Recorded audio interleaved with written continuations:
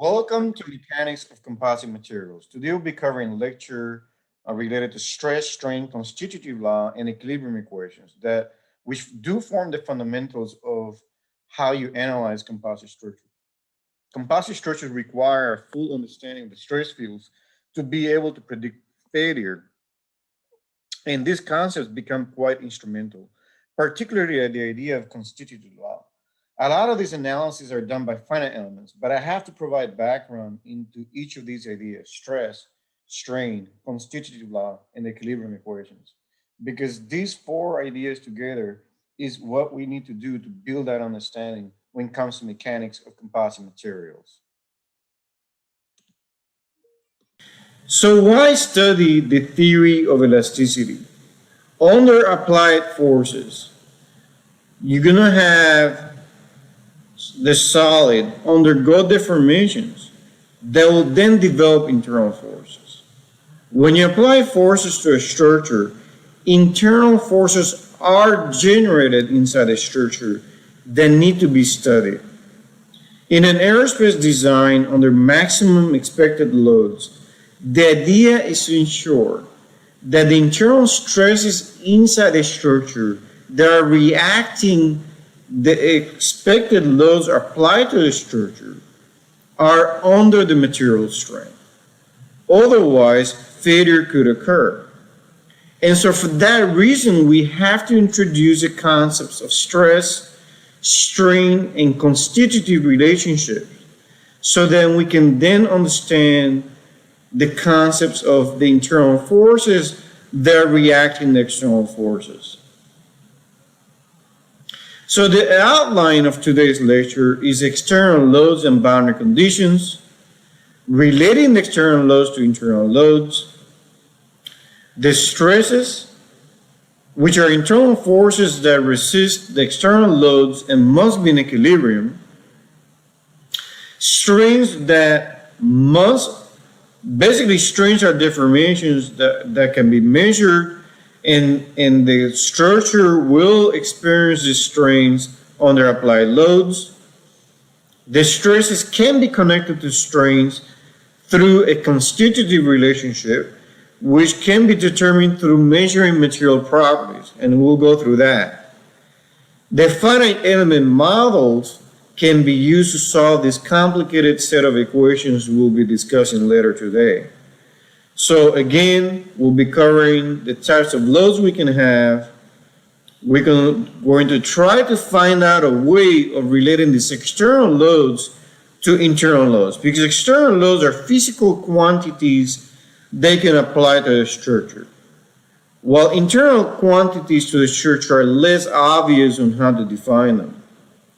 Stresses and strains are quantities that are measured on the structure and they're inside the structure, and then we can then connect the stress and strain relationships to then develop the equations that need to be solved either by hand calculations or using the finite element models, which is a numerical technique to solving partial differential equations. Here's an example of two basic types of external forces acting on a body. You say you have a body of material, a volume of material that has a shape. The weight is a type of body force, as an example. Electromagnetic forces can be another type of body forces. Anytime you have forces acting at every point in the volume, that is a body force. Inertial loads are another type of body force. You could also have surface tractions acting on the surface of the structure. A surface traction in an aerospace application will be the lifting conditions. You have pressure that's acting on the surfaces of the wing, and this differential pressure across the wing is what causes the lift. The fuselage itself will have a weight, that's a type of body force. The wing has a mass, that will have a body force, as an example. But surface tractions are forces that are acting on the surface. If you think about it, there's no possible way you can apply a force inside the body other than body forces. You can only apply surface conditions, surface loads on the structure. Point loads are actually not even possible, but we can represent point loads by applying a small traction on a very small area that will be equivalent to applying a surface traction. A surface traction can be perpendicular to the surface, but can also be tangential to the surface. When you have the tractions applied tangential to the surface, an example of that could be friction, as an example. Displacements are specified on part of the surface in some cases, and those represent boundary conditions. If I specify these deflections in the surface, then I am fixing those deflections, and so now I have a kinematic, we call it kinematic boundary conditions, and in this case, the fuselage could serve as a boundary condition to this wing, and the wing is basically fixed to that fuselage. And in this case, this condition here is a displacement boundary condition that has been applied. We can then apply loads to the structure on the surface, and that's also a kind of boundary condition. And this loading applied here, anywhere that loading is applied, you can't really apply a deflection boundary condition. For example, in this fixed wing that's completely fixed, I cannot apply a load there because that deflection that has been fixed, what it does, it reacts the external loads that have been applied on the surface. So you can either apply deflections or loads at a particular point of the structure. Applied loads and boundary conditions are, for example, in this case, I'm applying a variety of loads. And I said before that you can't quite apply point loads and moments to a 3D structure. You can do that by the application of small surface tractions applied to small areas that can then be representative of these forces, point forces. So there are ways to get around that in 3D structures. You could have a displacement constraint, for example, in this case. But the idea here and the goal here is to design aerospace structures such that the structure does not exhibit failure when it's subjected to the applied loads and boundary conditions. So that's what we want to do. We want to make sure the structure will not fail when I apply these loads externally, and it has these boundary conditions in place. Now, there are applications where you may not have boundary conditions that are deflections, for example. An airplane is an example of that, and is one of the few applications where no physical boundary conditions are applied. For example, a bridge has very clearly boundary conditions on either side of the bridge. And there are kinematic boundary conditions because you specify deflections. An airplane that's flying in the air, does not have physical boundary conditions that are fixing the airplane in the air. But yet the airplane is flying and is in equilibrium because the forces applied to the structure are getting balanced correctly by the inertial loads of the structure. So what we want to do is to determine internal loads resisting the external loads. But to do this, we have to find a way of relating these external traction loads to internal loads adjacent to the surface of the body. Somehow these external loads have to be related to internal quantities that we can do something with. Here's an example of applied loads and boundary conditions. Here I have body forces applied to this cantilever beam, and the left edge has been fixed. We call this a cantilever beam under self-weight loading. You also have the example of surface forces being applied on this bar. And on either side, these surface forces are applied. And if I look at the internal forces, they're getting reacted by internal loads. So I have sectioned this beam to look inside and to see what's going on. And you're going to have these loads that are basically balancing the external loads applied. So let's see how we can relate those external forces to internal forces in the body. If I have a body of material and I apply a load, external loads to that material. So in this case, it could be a wing, or it could be a spacecraft or launch vehicle. I could section that body and then look at what's going on inside. My expectation is that internal forces will react external forces per third Newton's law.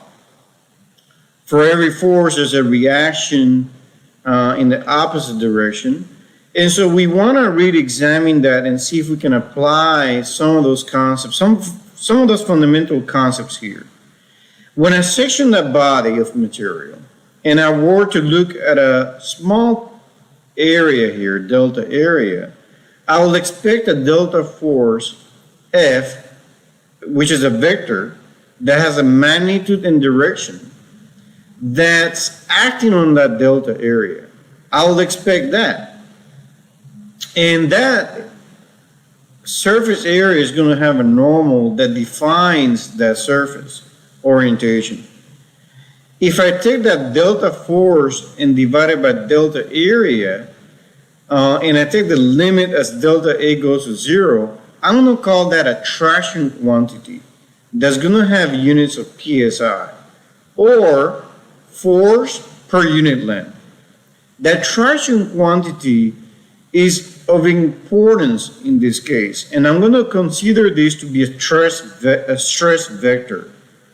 This stress vector is the intensity of that force in that small surface area that we're considering, that has that normal vector n. On the right hand side, I'm providing a different view of the same problem.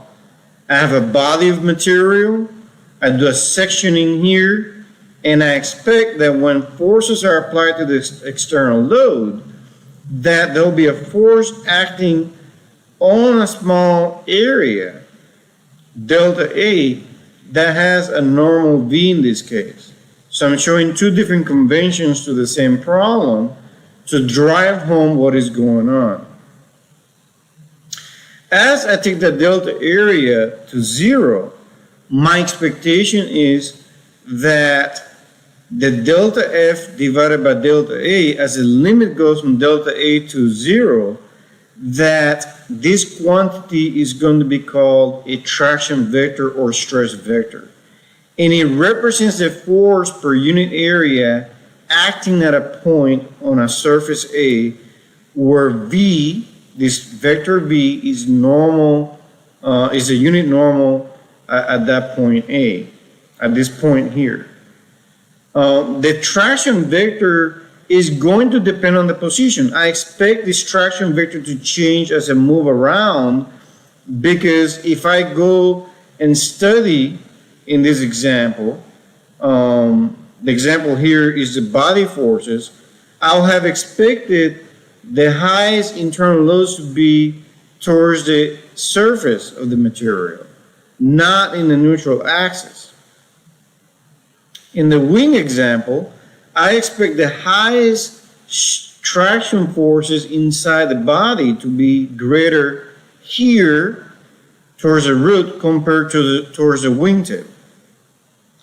And so I hope that's clear that I'll expect higher traction forces here than here. Therefore, the traction quantities that we're discussing right now can vary as a function of the location of the structure. So again, I have external loads applied, getting reacted by internal loads in the structure, and I'm calling those a traction vector, which is units of force per unit length. If I were to apply structural loads to a body of material, it has body forces, which are forces that are acting at every point in the volume of the material, like gravity. Gravity acts at every point inside the material, and then I have traction forces applied on the surface of the material. I also may have accelerations acting on this body of material. The bottom line is these are external quantities that are applied. I have boundary conditions, they're physical quantities, where deflections have been specified.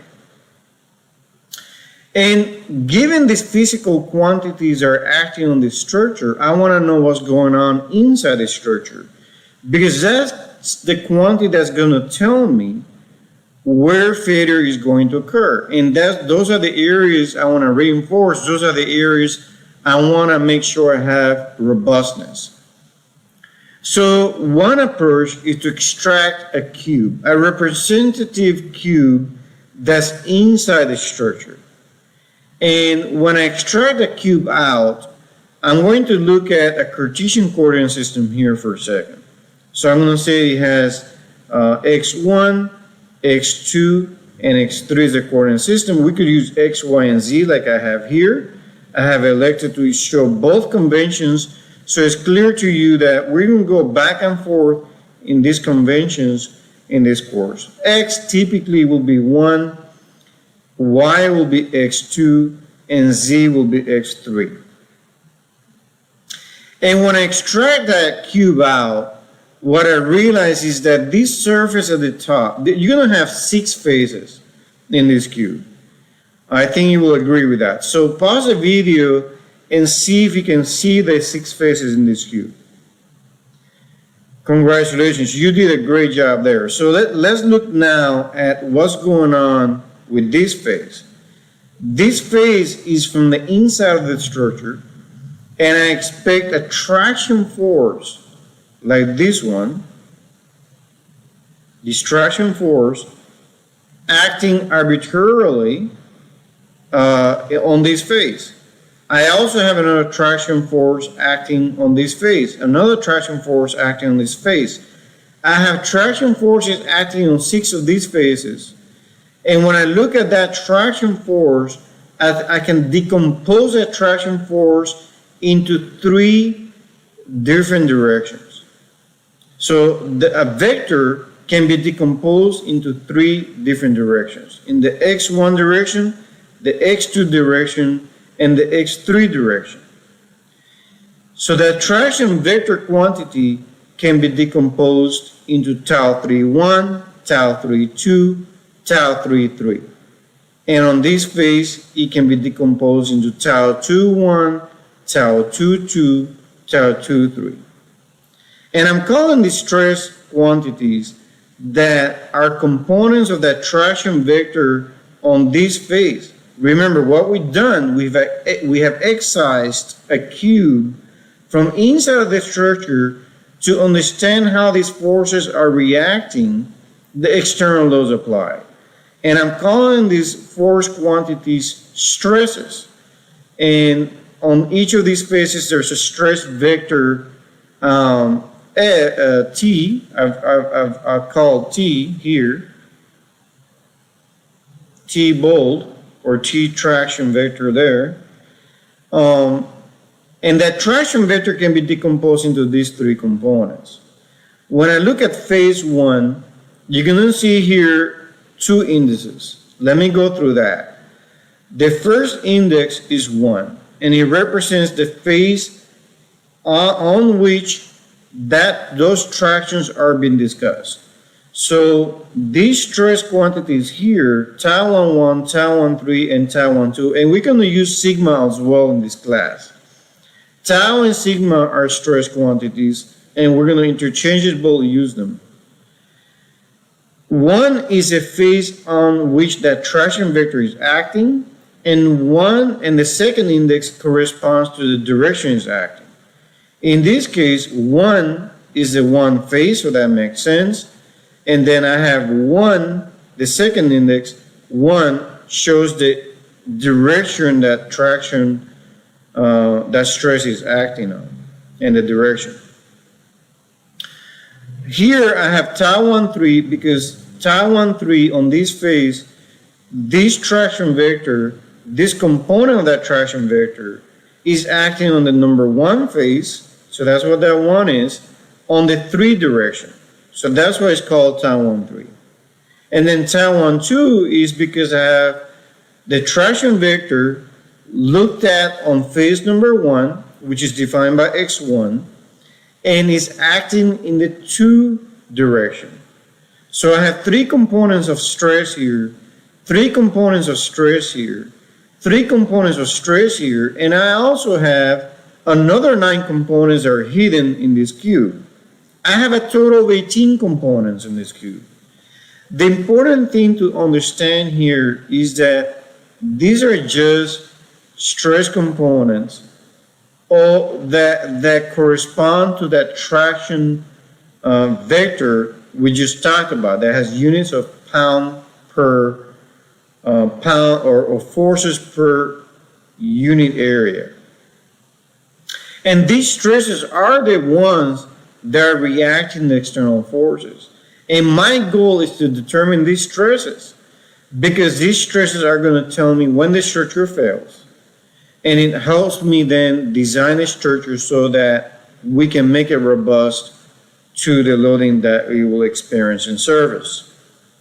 There's a total of 18 components of stress, but really 9 of them are independent. If you think about it, a traction vector applied on this surface must be equal and opposite sign to the traction vector on the opposite surface.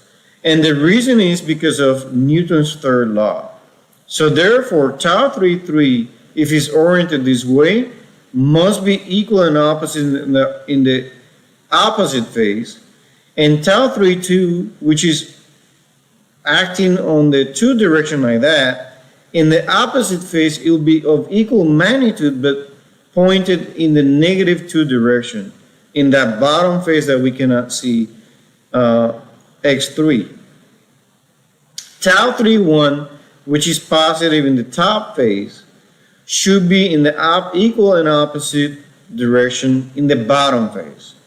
So I really have all these components are the same in magnitude in the opposite phase, but they're in the opposite direction because of Newton's third law.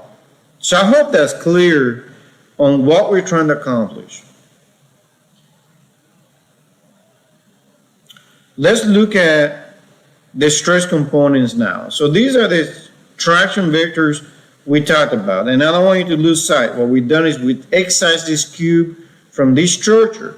You know, I could have excised the cube from this wing or this fuselage, and then look at what is the cube look like and what is going on. So we discussed there's a traction applied here, a traction applied here, a traction applied here, not applied here, but they're reacted. These tractions are reacting external loads applied at a particular point in the material.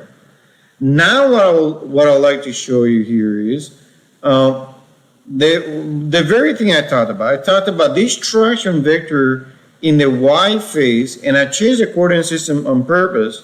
Here's x3, but it doesn't matter. It just follows the right-hand rule, x, y, and z. And the point here is this traction vector on this y phase, and I put this y bold on the top here to delineate that this phase is the y phase, that this traction vector can be decomposed into these 3 different quantities. And here I'm showing you those 3 quantities. We can use a Cartesian system to represent t bold And here this traction vector can be represented as sigma yx. Sigma yx is this direction here. And is I hat, because it's in the x direction, is the x component, plus sigma yy, which is this component here, and that's in the y direction, so that's j hat, plus sigma yz, which is in this direction, z, and that makes sense, that is k hat. So this traction vector has been decomposed successfully into the 3 different stress components that have units of force per unit area. I can also do the same thing with this phase here, this traction vector here, and this traction vector here. So it does make sense. If I were to exercise a cube out of this structure, I expect 6 tractions extracted out of these phases. And they're reacting these external loads, and they are varying depending upon where you are in the structure.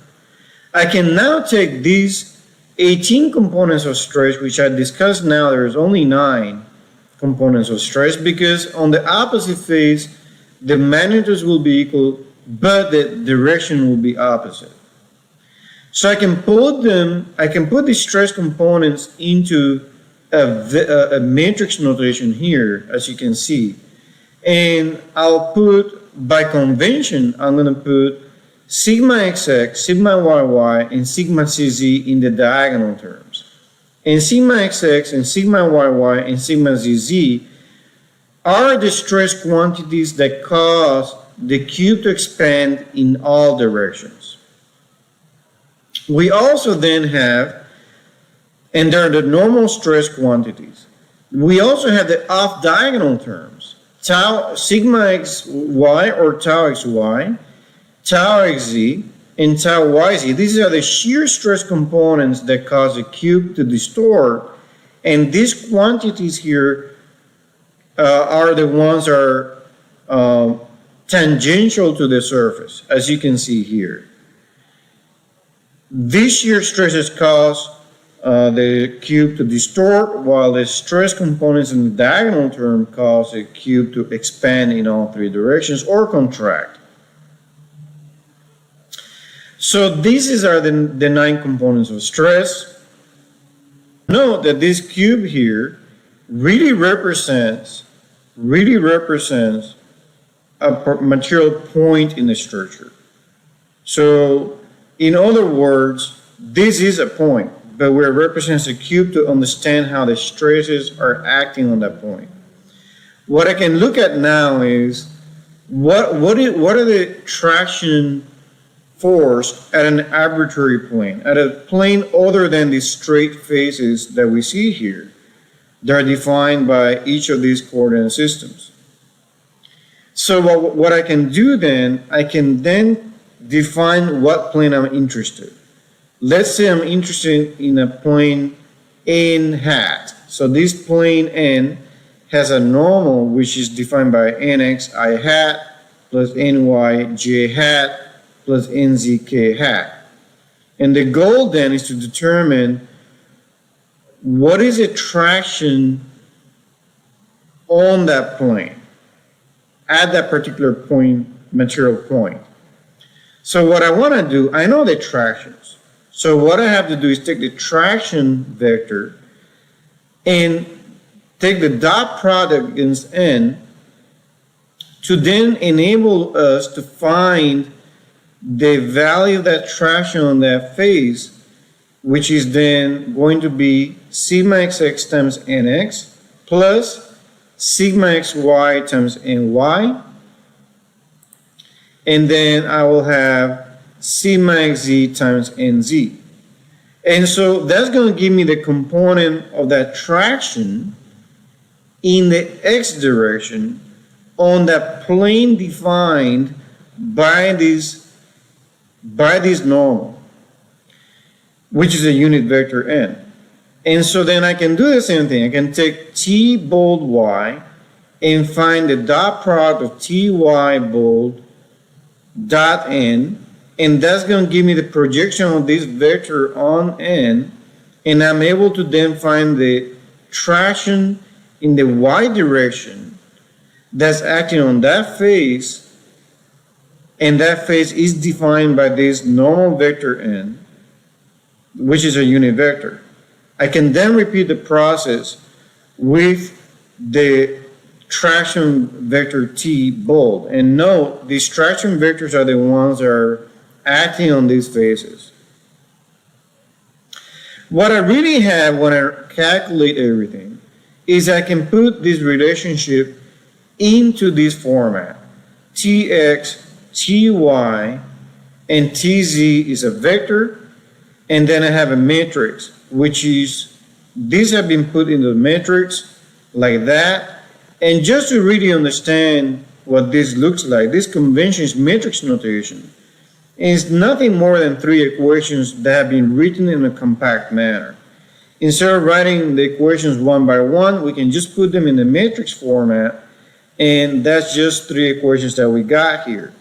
When I look at this, sigma xx times nx plus tau xy times ny plus tau xz times nz equals tx is the first equation.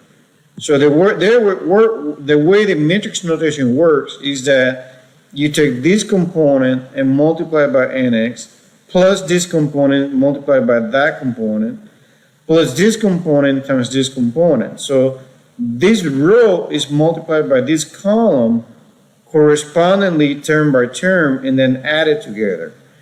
That's going to be equal to ty, adding those things together. So that's what we got here. That's how you read this. And this is the first equation, second equation, and third equation. This relationship is extremely important and will be used later, and I'll show you how. But I want to give you an example from the book.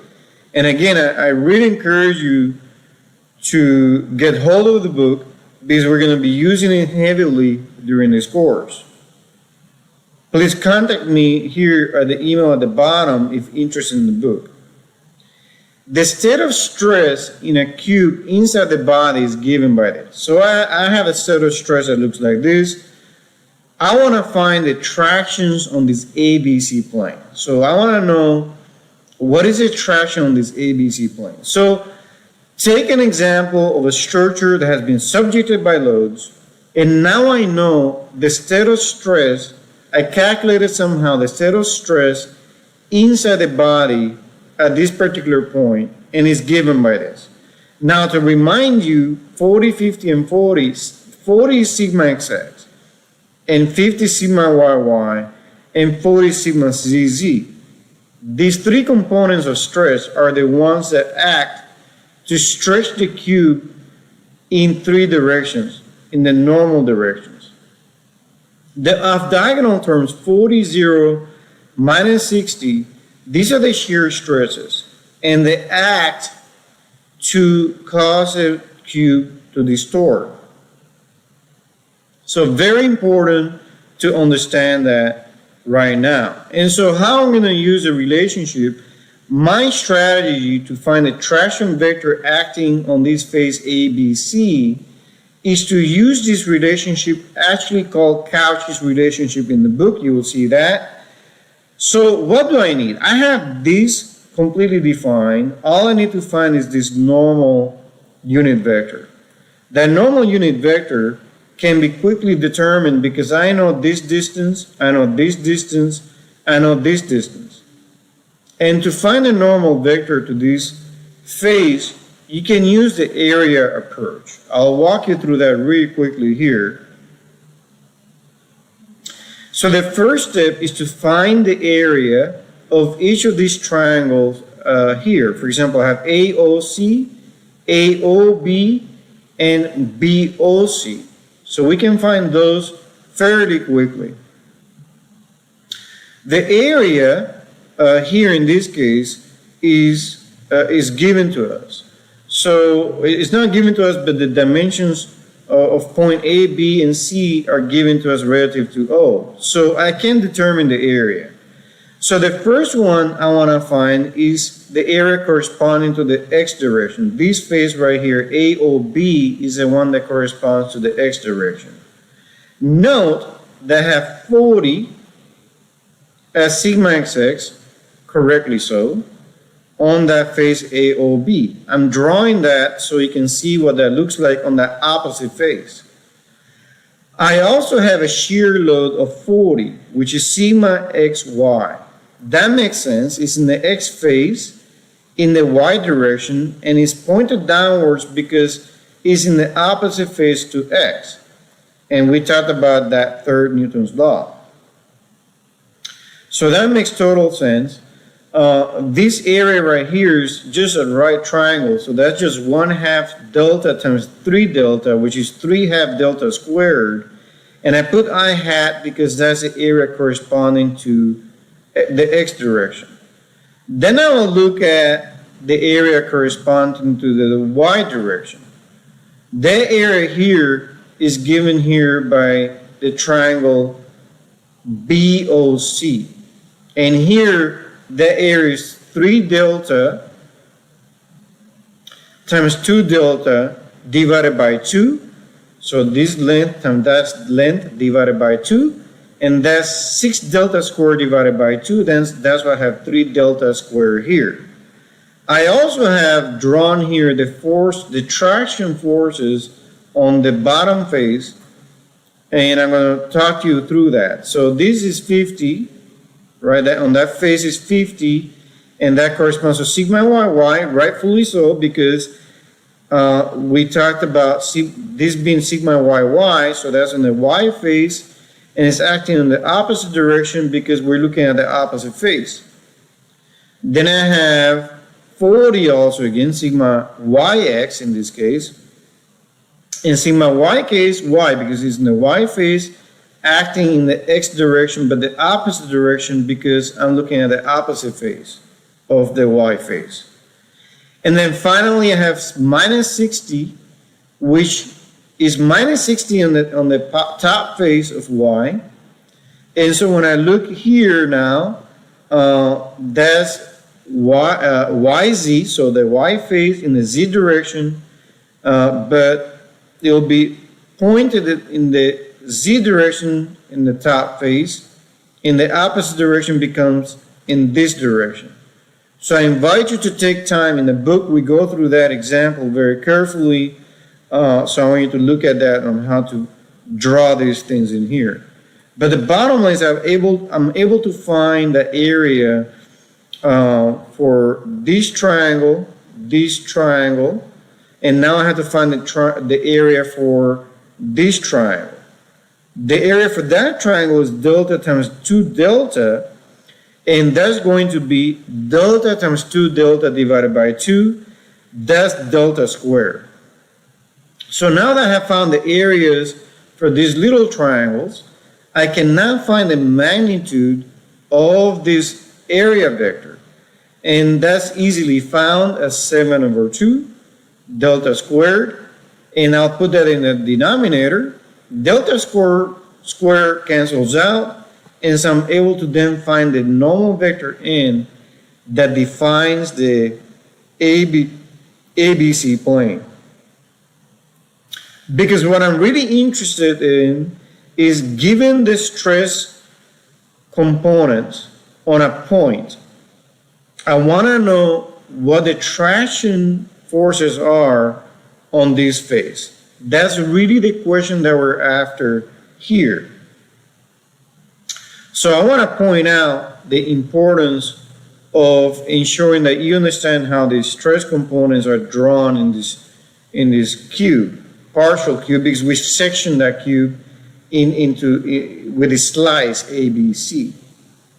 Normally this would be a cube. We sliced it with ABC, that plane. So I look at now at the stress component sigma zz, which is 40. So that's why it's pointed in that direction, and the magnitude is 40. And then I also have sigma zy in the z phase in the y direction. That's this component here, and that's 60 as well. So I'm ready now. I have the stress components provided to us by the problem statement, and I have calculated n, and so all I have to do is execute that multiplication. So this row times this column gives me the first number here. This row times this column gives me this number here. So 40 times 3/7 plus 50 times 6/7 plus 40 times 2/7. And that'll give me this number here. So I have three components of the traction vector. And that's the traction vector now that can be drawn on this face ABC.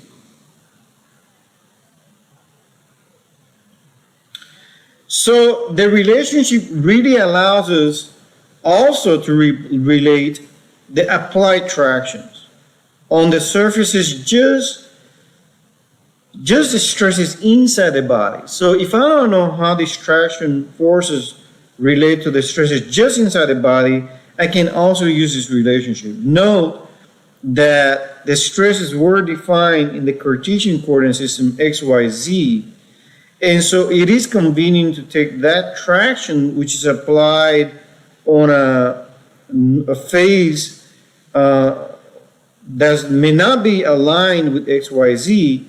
We can use that normal to define what those stresses will look like by using this the so-called Cauchy's relationship as described in our book. So why do I need to do that conversion? And the reason is very simple. I'm applying tractions to the body of material, accelerations and body forces. But me applying pressure loads and things like that, that's not sufficient. I need to figure out when the body is going to fail, and for me to do that, I need to somehow relate these traction forces to stresses just inside the body, the cube just adjacent to these traction forces. So I can use these Cauchy's relationships for multiple reasons. One is to relate the tractions outside the body to the material point just inside the body, to these stress quantities. But I can also use them to determine the tractions at an oblique plane that may not align with X, Y, and Z at a material point inside the body. And why we need to do this is because we need to determine at which the stresses inside the body that will produce failure of the structure. So this relationship, creating this relationship, is extremely important. So let's see how we can use this Cauchy's relationship information. Let me remind you what we're trying to accomplish. What we're trying to do is to relate traction forces outside of the body and determine the reaction forces inside the body that react in these applied forces, these acceleration forces, body forces. What we want to determine is where is the greatest stress inside the body, which is the reaction force inside the body that's reacting these external loads, and then determine whether the highest stresses are below the strength of the material. That's really what we're trying to accomplish. But to get there, the first step is to relate these traction forces applied to stresses just adjacent to the surface. And to do that, you can also use Cauchy's relationship. Note that when traction forces are applied, they may not be aligned with the Cartesian coordinate system, while the stress components were aligned and defined with the Cartesian coordinate system, X, Y, and Z. And so that's how you can also use this information. If I know the tractions and I know the normal vector to that surface, there has to be a combination of stresses that make that happen. And that information is important because those stresses then get transmitted out throughout the structure, and we can then determine where the highest stresses are in the structure. So that's what we want to do with Cauchy's relationship. And then the other reason to use Cauchy's relationship that may come up is if I want to find out in this cube, in this material point that's represented by this cube, I want to find a traction vector at a plane that's not aligned with X, Y, and Z. So that's another reason why that can be beneficial.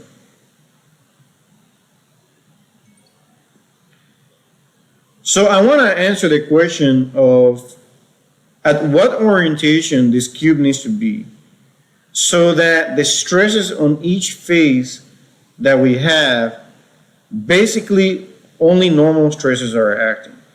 There has to be one. For example, when what I'm really trying to do, right, I want to take and find which plane ABC. So say you don't know these dimensions. These dimensions are not known.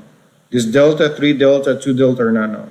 I want to know which plane slices through a cube in such a manner that on that face only a normal traction is acting on it. There's no shear stresses. That becomes very beneficial for predicting failure as well. And so that's why I want to cover that. So that question is really what vector n gives me a traction vector that's aligned with a normal vector. That's really the question. What normal vector n will give me a traction vector t such that that traction vector t is aligned with n? Because if that's the case, then the traction vector on this face is normal to that surface only, and there's no shear stresses applied. So that's what we're trying to do, and that's what we want to accomplish with that question. So let me walk you through that thought and how we can get. So what I want to do is I want to find the plane ABC such that only normal stresses are acting on that plane. So if I defined a normal to that surface, ABC, and I slice ABC through a cube, I shouldn't have any shear stresses on that surface. Basically, no tangential tractions to this surface, only normal to that. So if that's the case, traction T has to be proportional to N via this relationship. And so, therefore, T hat must be equal to some value lambda, which is a number, times N hat. And T hat is aligned that way with N hat, has to be. It's only scaled by lambda because N is a unit vector. And so, if I expand this, I get lambda times N1, lambda times N2, and lambda M times N3. That's a vector that T hat is. But I also have Cauchy's relationship, which states that sigma xx, sigma xy, sigma xz times N1 times N2 times N3 gives me the first component. In this case, is lambda N1. So I can multiply all this stuff out, but this is Cauchy's relationship. And this is equal to the right-hand side here. So this is equal to that. Remember, this relationship here allows us to relate the tractions at a plane that's not aligned with the Cartesian system to the straight state that's described on a cube, right? So this is what this is giving us. And so this has to be equal to this relationship. And I know the stress state is given to us. I don't know the n. I don't know this vector n or lambda that produces an oblique surface or plane that slices through the cube such that no shear stresses are existent in that surface, only normal stress. And so I can put this equation here, this vector into this format, which is lambda, lambda, lambda in the diagonals, times this vector n1, n2, and n3. So this row and this column obviously gives you this number. This row and this column gives you this number, and so forth. So this is clearly equal to this right here, and so all I have to do is equate this to that, or bring this to the other side of the equation, and when I do that, I get sigma xx minus lambda, sigma yy minus lambda, and sigma zz minus lambda, where lambda is the only thing that's unknown along with the vector n. We don't know the orientation of that normal that gives us this traction vector t, so that's only the normal component that exists. And so, moving forward then, what I want to do then, and again I showed it here, if you want to pause the video and see how I did it with equations, but I get the same answer. And the thing is that n1, n2, and n3 cannot be 0. So we know that n1, n2, and n3 cannot be 0 because I will never be able to define a surface whose normal is 0, 0, 0. I have to have a non-zero unit vector that works. And so, therefore, this matrix, the determinant of this matrix has to be equal to 0. Okay? And you can do this in MATLAB. You can find the determinants. When you find the determinants, you'll find a characteristic equation as a function of this lambda that's unknown. And once you do that, I1, I2, and I3 will be numbers also, because they'll depend only on sigma x, tau x, y, all this stress state that's fully known. So once you know that, you can then calculate lambda, and once you know lambda, you can plug it back in here, and once you find lambda, this matrix is fully populated. And all you have to find now is a vector n1, n2, and 3 that has components n1, n2, and n3 that's a unit vector, such that this relationship holds. And so that can be done by Mathematica or MATLAB or through online sources like wolframalpha.com. And the idea here is that you can now calculate the principal stresses and associated planes at which that happens. So I hope that's clear. It's fairly simple. Here's an example. I have a stress state of this kind, and so all I have to do is use this equation right here, find the determinant of this equation, and when I do that using Mathematica, I find this equation, and then I can just find the roots fairly simply. When I find the roots, I find it's 4, 1, and minus 2. It's a cubic root, so I should get 3 principal stresses, and for each principal stress, I can plug it in here back and then calculate the vector that will make this equal to 0. And that entails solving this system of equations, knowing that I also have a unit vector. And so when I do that, once I do that, I find the eigenvector, or the normal plane, n, the plane whose normal, the traction on that plane only has a normal stress. And that normal stress is 4 in this case, and the normal vector n is this in this case. You can then, in a similar fashion, find the other 2 roots, which are the principal stresses and the associated normals. And this is useful for design of structures, because some failure criteria may use principal stresses as a criterion for failure. Let's now move to equilibrium equations. So we know from second Newton's law that the summation of forces, the net summation of forces on a particle equals the mass times the acceleration vector. And so we're going to use this relationship today for the body of material that we've been discussing. So this is the body. It could be an airplane, aircraft, spacecraft, launch vehicle, and there's tractions applied on the surface. There's accelerations applied to the body, and potentially gravity or some other electromagnetic force. And our goal, to remind you, is to find the stress inside the body that is reacting the external loads. And these stresses will then be compared to the strength of the material to predict failure. That's the goal that we have in mind in the elasticity of 3D bodies. And so I want to draw your attention to second Newton's law, but in the integral form. In the book, we do it differently, but here I'm showing you a different way of tackling this problem. So since the body force is per unit volume, I can take the body force per every piece of volume and add them all up, and that's why I have this integral. And it has a vector because the force always has a vector. It has a magnitude and direction, and in this case the body force could have a direction.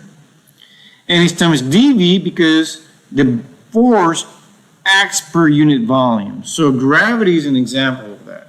Gravity acts on every point of the material, and it is a body force. Then I have the traction forces. It could be pressure, lift, drag, or some quantity per unit area that's applied on the surface of the structure. and that's integrated over that area where the forces are applied. So this right here is units of force, and these units of force.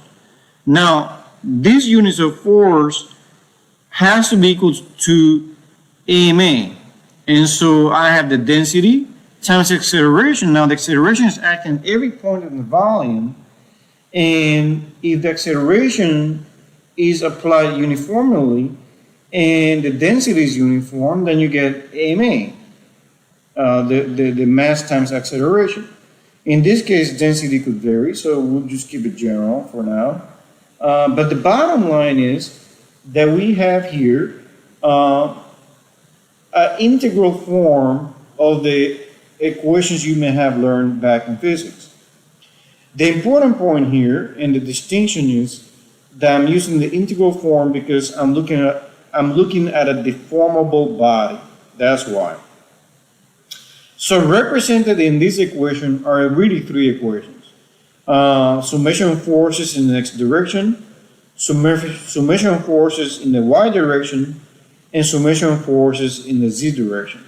Note how Bx, By, and Bz are the components of the body force B hat. Tx, Ty, and Tz are the components of the tractions applied on the surface, and they're applied on a particular area of the surface. And then I have the acceleration terms as well, Ax, Ay, and Az. So I have three equations, just like in physics, where we had summation of forces in the x direction, y direction, and I didn't put here the z direction, but you should also do that one if the behavior is in three directions. And so now that I have these three equations, the question is, so what? I have the tractions applied, I have the body forces applied, I have the accelerations applied, but that doesn't help me determine when the structure breaks. So I have to now somehow tackle this problem. And one area where I can examine carefully is distraction force T. Distraction force T can be related to stresses inside the body. Now I'll pause the video to see if you can remember how to relate tractions to stresses. And I hope you got it right, because to do that, we use Cauchy's relationship. If you recall, in Cauchy's relationship, we relate the tractions to stresses using this normal quantity. So I can then expand on that and use it. I can relate that traction to stresses inside the body, and the normal here locally is in.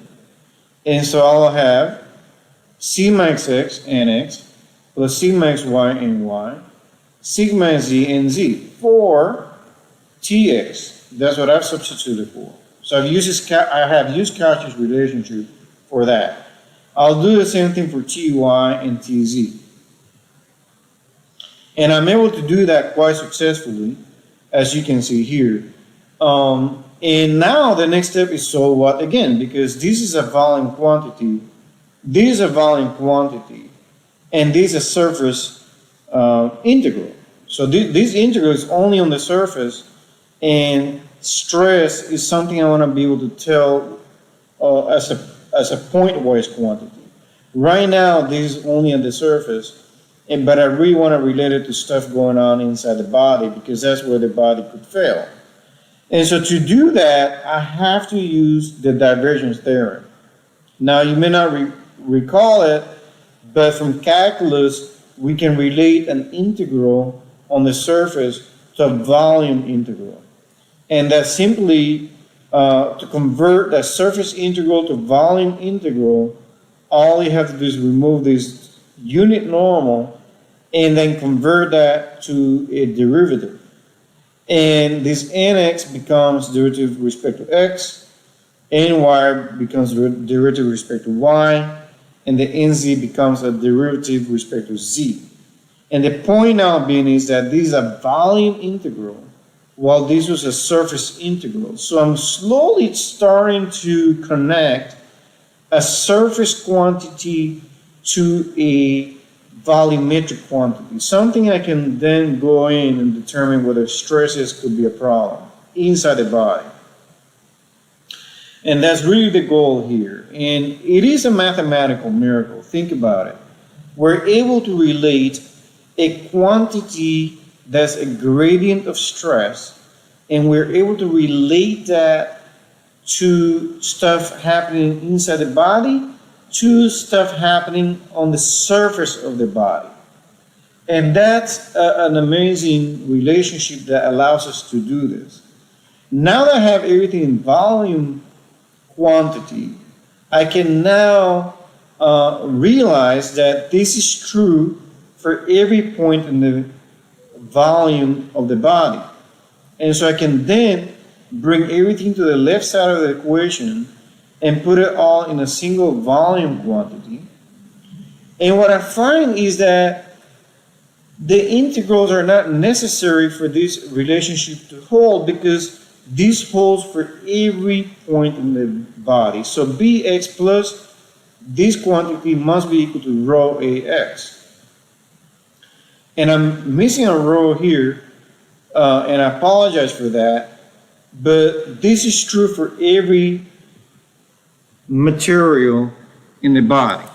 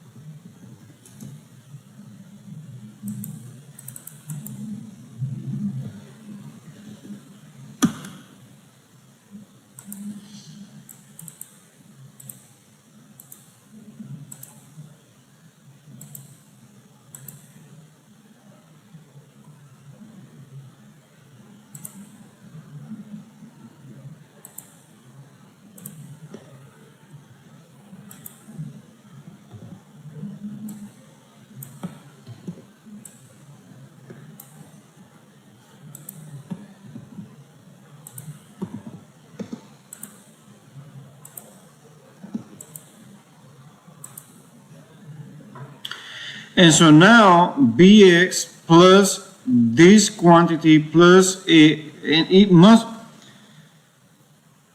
so we must have, if this is true for every point in the volume, we must have that the integrand must hold true, that equality. So therefore we find these three equations of elasticity. These are the equilibrium equations of elasticity. These equations have to hold true given the body forces and accelerations and density of the body.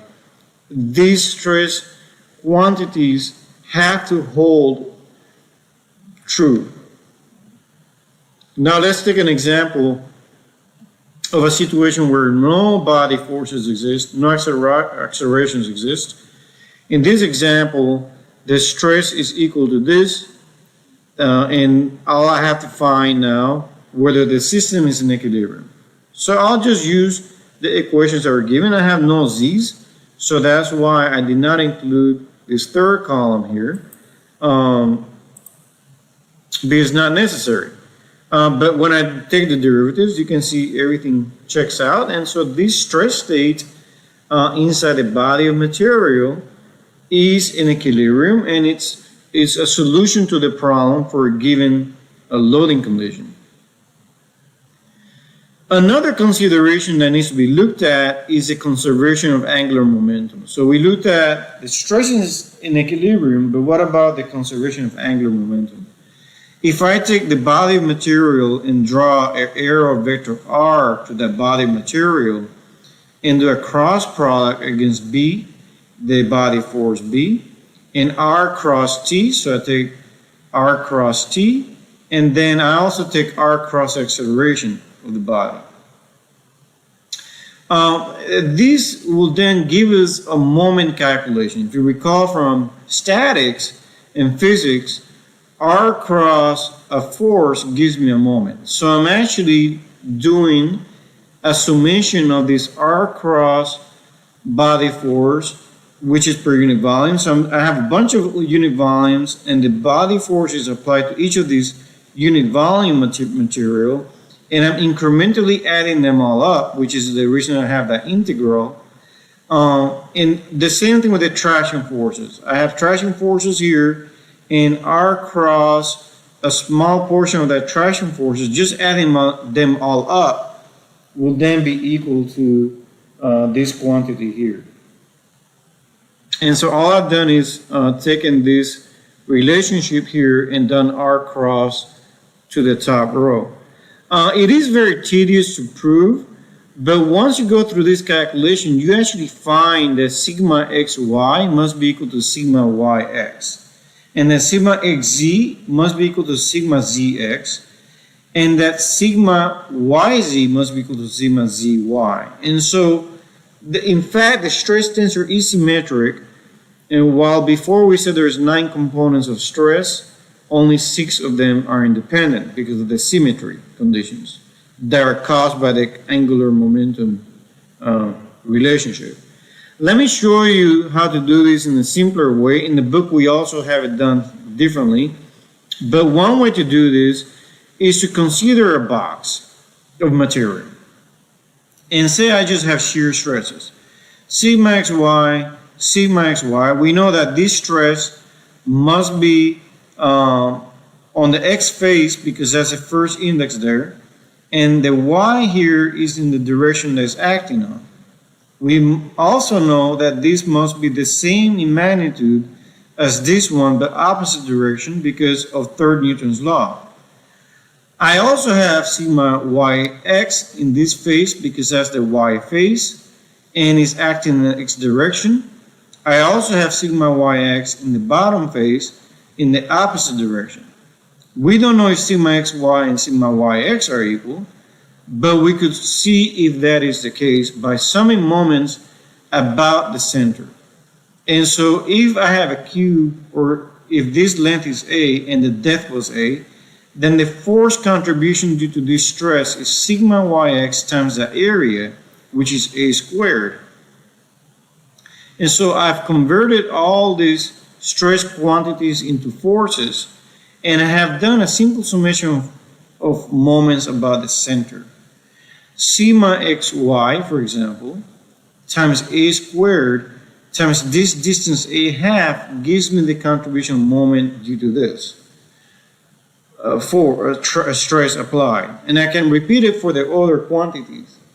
And when I'm done, what I find is that A cubed cancels out, divided by 2, and I'm left with sigma yx equals sigma xy. So we had 9 components of stress earlier that were discussed.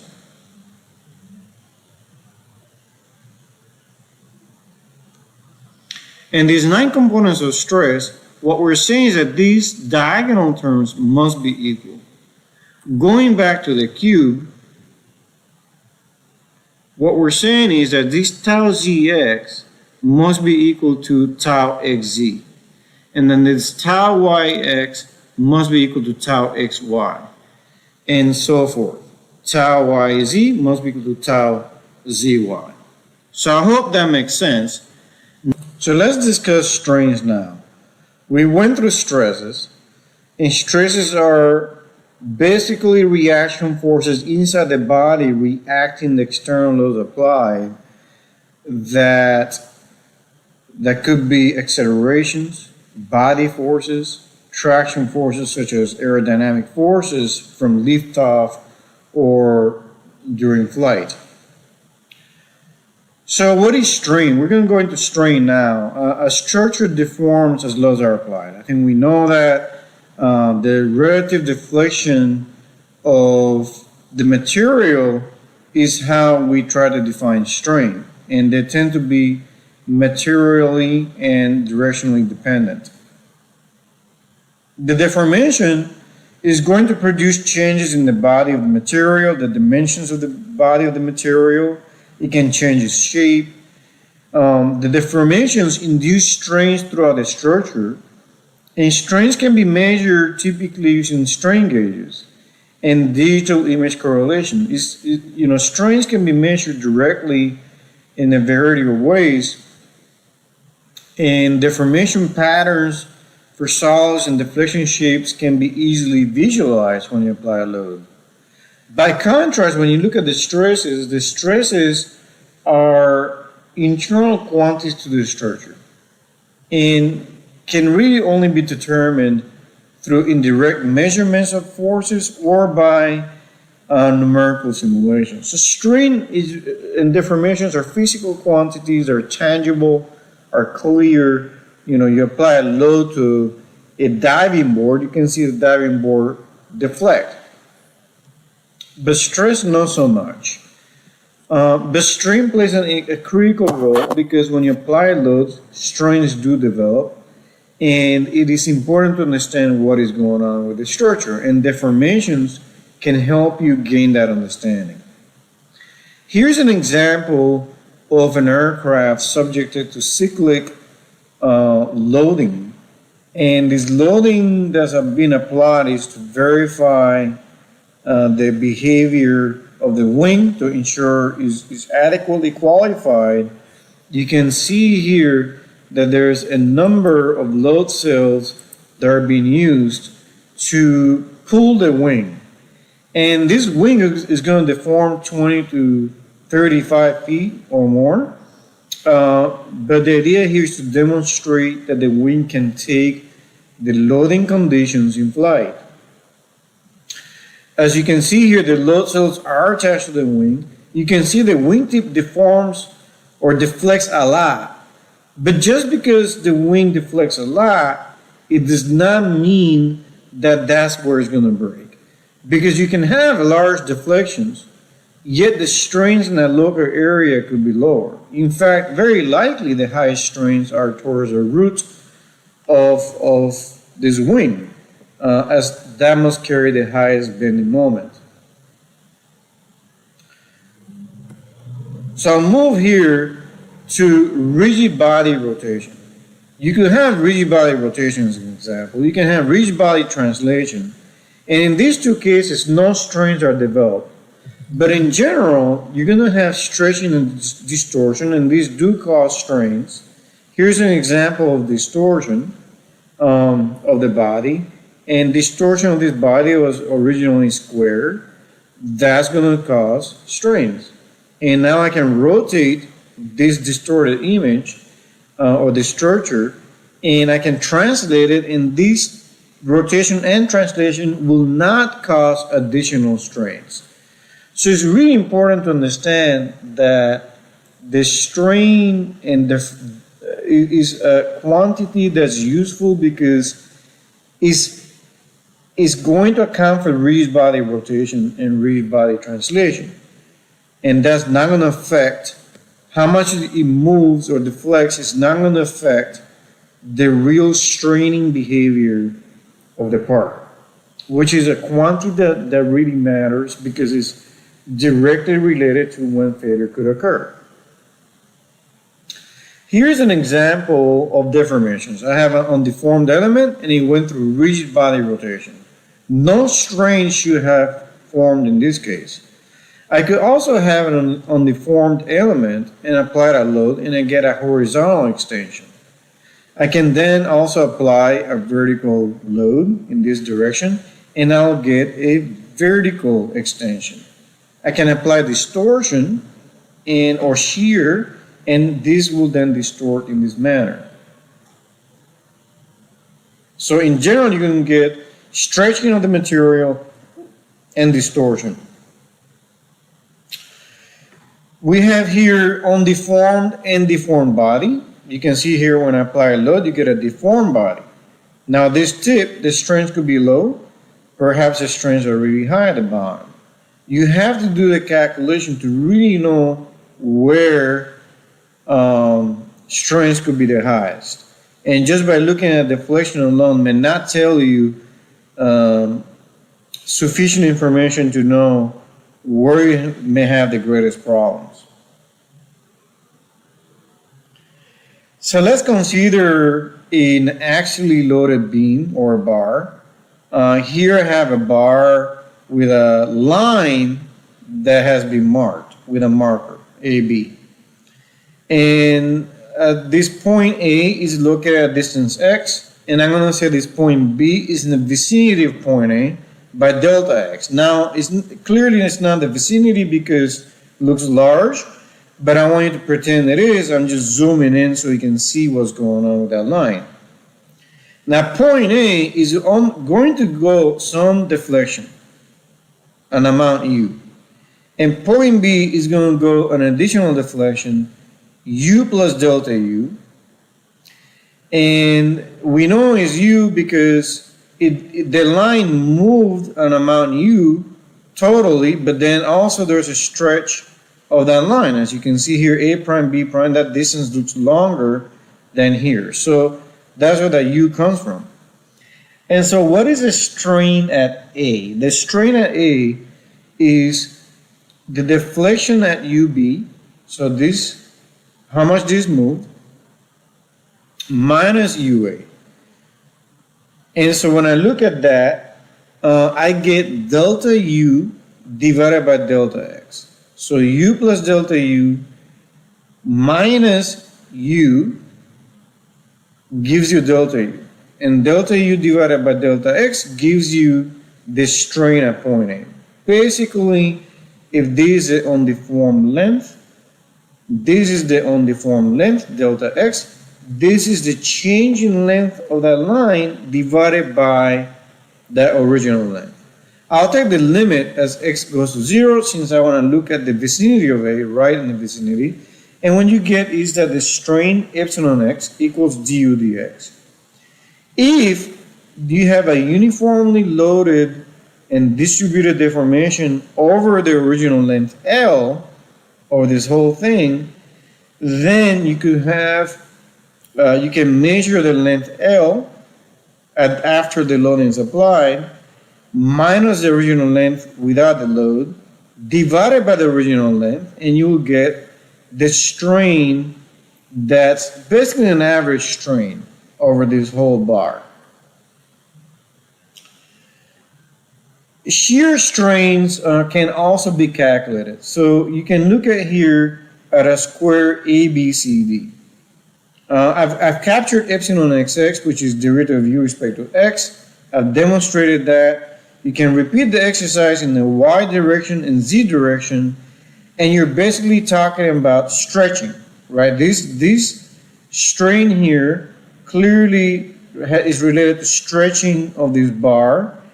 In the y direction and z directions, you're going to have a very similar relationship that can be derived. And you also have to consider distortion. So these ones talk about stretching, but they don't talk about distortion. And so consider here a square ABCD. And a length here is dx, length here is dy. And I'm going to have, again, a deflection of point A to this point. And I'm going to say it deflected an amount u in the x direction and an amount v in the y direction. This point then deflected more. And it deflected an amount u x plus dx comma y because this distance x, this is dx, so clearly the coordinates of this point now that we're looking at is u x plus dx comma y. Now we have also the deflection of point C, and that point has moved an amount v, as you can see, but y plus dy. And so that's that point here. You can then determine these angles using geometry.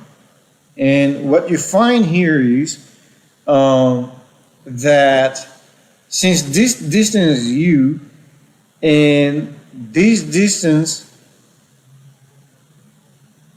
here is ux plus dxy, you can calculate this length and this length, and what you end up getting is dv dx dx. And here you get du, dy, dy. I ask you to pause the video to see if you can get to that. But the bottom line is that distortional loads will cause, the shearing is going to cause distortion, and it's going to change the angle. And it started at 90 degrees, it changed angles, and the amount of change angle here is alpha, and the amount of change angle here is beta. So alpha plus beta is a total amount of angle change. And what you'll find is that it's going to be twice, so put the 2 on the other side of the equation, and the angle change is going to be twice epsilon xy equals the derivative of u respect to y, which is this coefficient here, plus dv dx, which is this coefficient here. And you can rarely get that because if this is dx, then dv dx divided by dx gives you the tangent of alpha, and the tangent of alpha for small angular approximation is close to alpha. And so again, I kind of did it for you, but I wanted to go ahead and do it for this one here as well. And you'll get that alpha plus beta will be du dy plus partial of v respect to x, and so that's the strain twice epsilon xy, which is going to be the angle change. And now I can repeat the exercise for the 2 other directions. And you also want to realize here, and you're going to find that the strain tensor is also symmetric. Not only I have the diagonal components that are related to stretching of the material, the off-diagonal components are related to shearing of the material.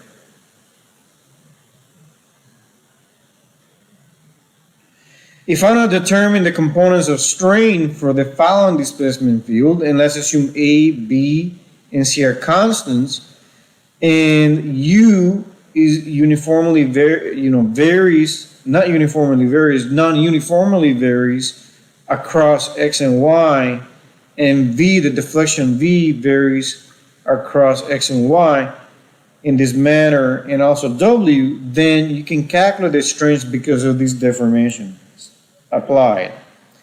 So strain epsilon xx equals the derivative of u respect to x. In this case, you get A times Z. The epsilon y is the derivative of v respect to y. So u is the deflection in the x direction. V is the deflection in the y direction. And W is the deflection in the z direction. So for this one, you get 2by. And here you get 0 because there's no z. So the derivative of W with respect to z is 0. And you can calculate the rest of them fairly easily. The derivative of epsilon xy equals 1/2 derivative of u with respect to y. And in this case, you have no y here, so that's 0. The derivative of v with respect to x, which is, it does have an x, and so then you have 2bx. So that gives you a total of bx. So in reality, strain, the angle change is really 2bx. So twice epsilon xy. And then again, I have here epsilon yz, and I can repeat the exercise to calculate how much straining I have in the material.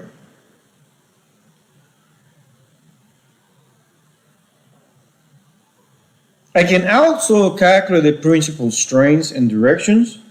And to do that, you can calculate the determinant just like we did before. You put this in a matrix, this matrix like that, and you put a minus lambda here, minus lambda here, minus lambda here, and find the determinant. You follow the same process we had before and calculate a characteristic equation. And based on that, you will then determine what's going on, what are the principal stresses, and the eigenvectors that represent that. Those, where those principal stresses are really, principal strains are really occurring. You also want to point out one thing here is that when you add these diagonal terms, they usually are related to the change in volume divided by original volume. So that's an interesting fact that's worth pointing out. In any event, there is a plane at which the strains are only acting normal to the cube. Stress and strain relationships. So the summary so far, we have 3 components of normal stress and 3 components of shear stress. The 3 normal stresses are the diagonal terms in the stress matrix. The shear stresses are the off-diagonal terms. The stress tensor is symmetric, and we found that through the conservation of angular momentum. We also showed how we can use Cauchy's formula that relates tractions at an oblique surface to internal stresses in the body. We also demonstrated that there's 3 equilibrium equations that govern the stresses in the body. We also have 6 strain deflection relationships, which were discussed here. You can see them here on the left-hand side. And we need to somehow relate now stresses to strain to be able to proceed with trying to figure out a way of solving for these stresses that are really reacting the external loads being applied. And those stresses are going to help us determine whether structural failure could happen. So in linear elasticity, we must have 6 stress components of stress that are related to 6 components of strain. And so these stress components are connected to these 6 components of strain that can only happen through an empirical relationship that we can determine through testing in the labs. We call that the stiffness metric 6x6, and it will relate stress to strain like this. And I know this looks like a lot of information, but now take that stress matrix and put it in a column like this, and the strain matrix we showed earlier and put it in a column like this. So this strain right here are the 6 strains we talked about. These are the 6 stresses we talked about. The first 3 on either side correspond to the normal quantities, while the bottom 3 are the off-diagonal quantities, and they correspond to the shear behavior of the structure. Due to material symmetry, we're going to just say that this is symmetric. We're also going to talk about a contrasted notation, which is used often. But first I want to show you the order where how these stresses are located and how these strains are located in this column. So usually it's convention to put the normal stress components first, and then this stress with the highest index, 2 and 3, or y and z. So note that I'm using 1x, 2 equals y, and 3z interchangeably. So sigma 1, 3 will be xz, and this will be xy. And the contracted notation, what it does, it just makes it easy to write down. But you should just use this format if you want. The same on this side. Now you'll see there's a twice here, and the reason is because twice a shear strain does have a meaning. That's the angle change that we talked about earlier. When you apply shear loading, you'll get an angle change from 90 degrees to some other angle, and the angle change is the shear strain, and that can be calculated. I'm also now showing you how this looks like when I use x, y, and z. Fairly simple. You can just replace 1 by x, 2 by y, and 3 by z, and then just replace it here. And it's another way to look at the data, but with different symbols. And you can feel free to pause the video and see how I did it there.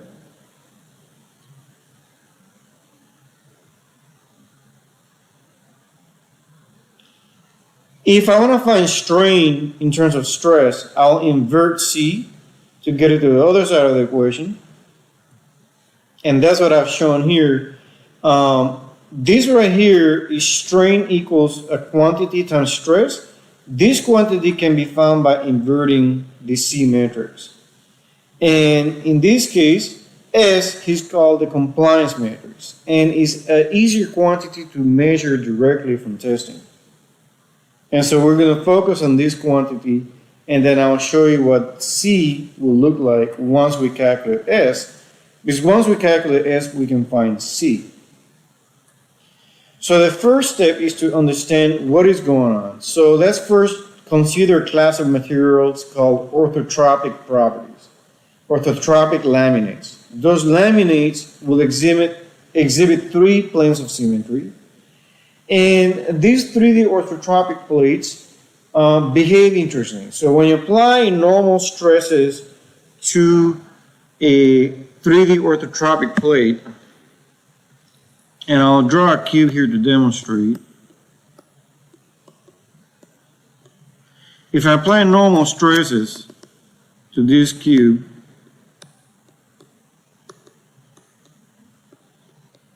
then no shear will occur by applying these normal stresses.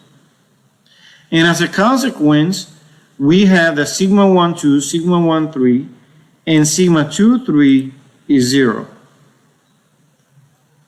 Also, when I apply shearing,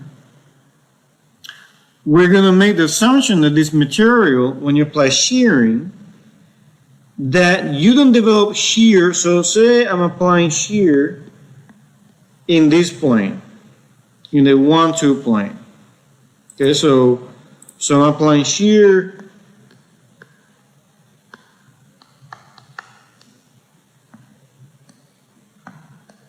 in this plane. And so what we're saying is when I apply shear in this plane, such as this, no normal strains will develop because of that. And the shears in the other direction, due to applying this normal shear, this shear in the 1, 2 plane will not cause shear in the other 2 directions.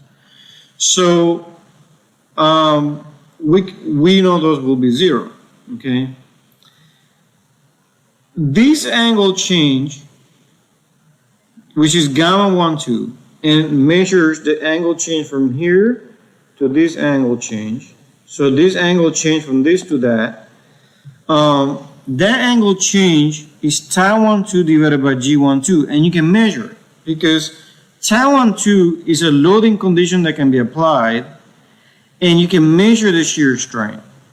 If you can measure the shear strain and you know how much loading you applied, you can calculate the shear modulus. This G is called the shear modulus, G1, 2. I can then perform the experiment again in the 1, 3 plane, and then in the 2, 3 plane. Torsion tends to be the test that's typically used to measure the shear modulus. So there's 3 different shear modulus for orthotropic properties, materials. For isotropic materials, G12 will be equal to G13 equal to G23, and shear modulus is basically the resistance to that angle change due to applied loading. Now, because of these assumptions I've made, and they're quite significant, they decouple quite a bit. So you can see here we set all this to 0. Everything in shade has been set to 0. In fact, all of this here, because of symmetry, is also 0. So all of this here is 0 as well. And so what I'm left with then is these diagonal terms which correspond to shear properties. And those are directly found from this relationship. You can see tau 1, 2, gamma 1, 2 equals tau 1, 2 divided by G1, 2. So S44 here, for example, S66 here is 1 divided by G1, 2. And this right here is 1 divided by G1, 3. And this right here is 1 divided by G2, 3. You can see here how by setting this equal to 0, we've accomplished what we talked about. So if I multiply this row by this column, and these are zeros, clearly this strain, it only depends on this quantity here.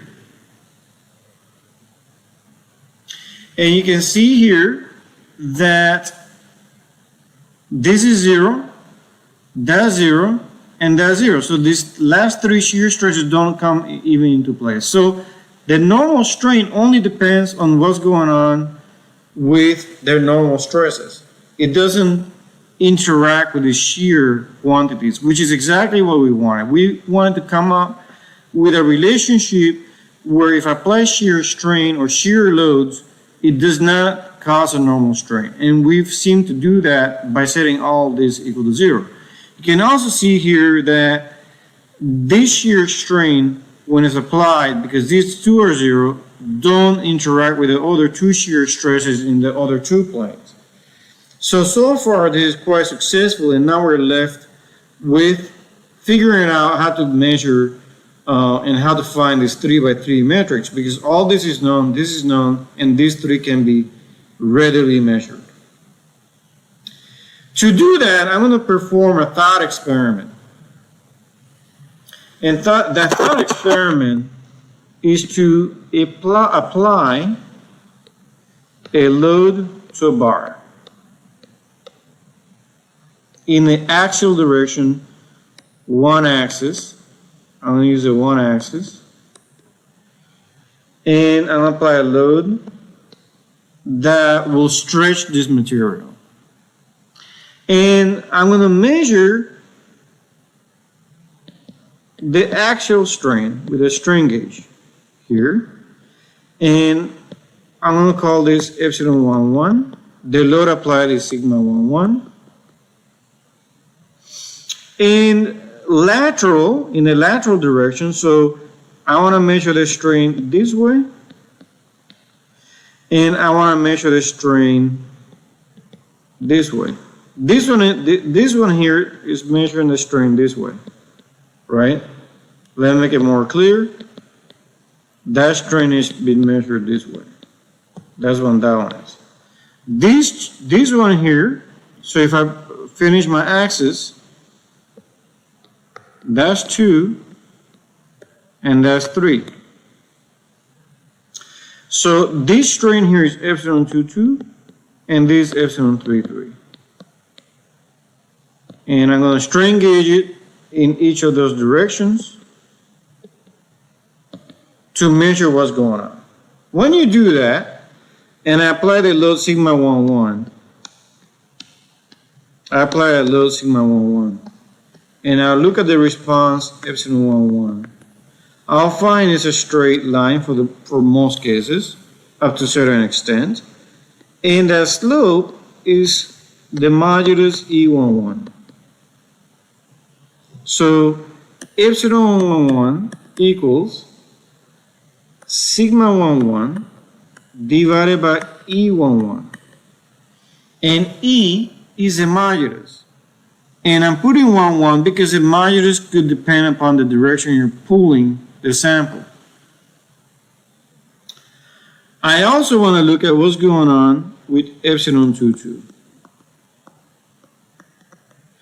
And what I notice is when I apply a load in the one direction, I will expect the cross-section to contract. And in the two directions, you will get some contraction as well.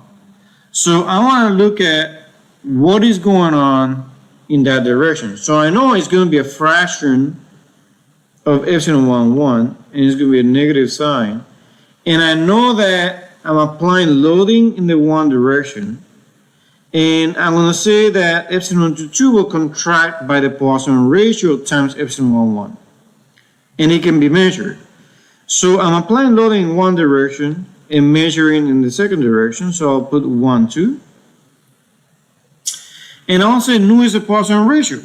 So when I apply a load sigma 11, I can measure the strain epsilon 11, and I'll find the modulus of the material. So you will know E11 for sure.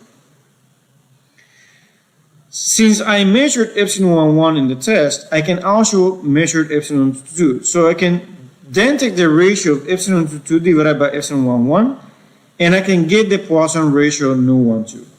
Now, you're used to seeing nu by itself with no nu 1, 2, but it's important to realize the Poisson ratio can vary depending upon what direction you're applying a load if it's a composite material. Here, I'm applying a load in the one direction, and so that's why I have 1 as the first number. And I'm measuring the strain in the second direction. So that's why that 2 is secondary. And epsilon 1, 1 has already been calculated as nu 1, 2 times, so epsilon 1, 1 is really sigma 1, 1 divided by E1, 1. I can now repeat it for epsilon 3, 3. Epsilon 3, 3 will contract as well. And you can see here that when I apply a load 1, it's going to contract in the epsilon 3, 3 direction. So negative nu loading in the one direction, measured in the third direction. And this, again, it can be found because I can get the strain from the test, which is epsilon 3, 3. I can get the strain in the test, which is epsilon 1, 1. Take the ratio and then calculate nu 1, 3. And now I can plug in what epsilon 1, 1 is, which is sigma 1, 1 divided by E1, 1. Okay, so that's exactly what I have done here, step by step. You can see that here we've done it for the one direction and then calculate the strain in the second direction and the third direction. So what I can do now is do the same experiment. So that's the total strain in the one direction, in the two direction, and the three direction for the loading applied in the one direction. What I could do now is I could repeat the experiment. I can repeat the experiment by applying a load in the two direction. And that's a very simple task. All I have to do is repeat this experiment, but in the two direction.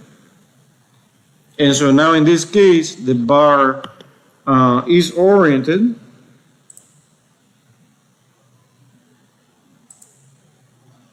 this way.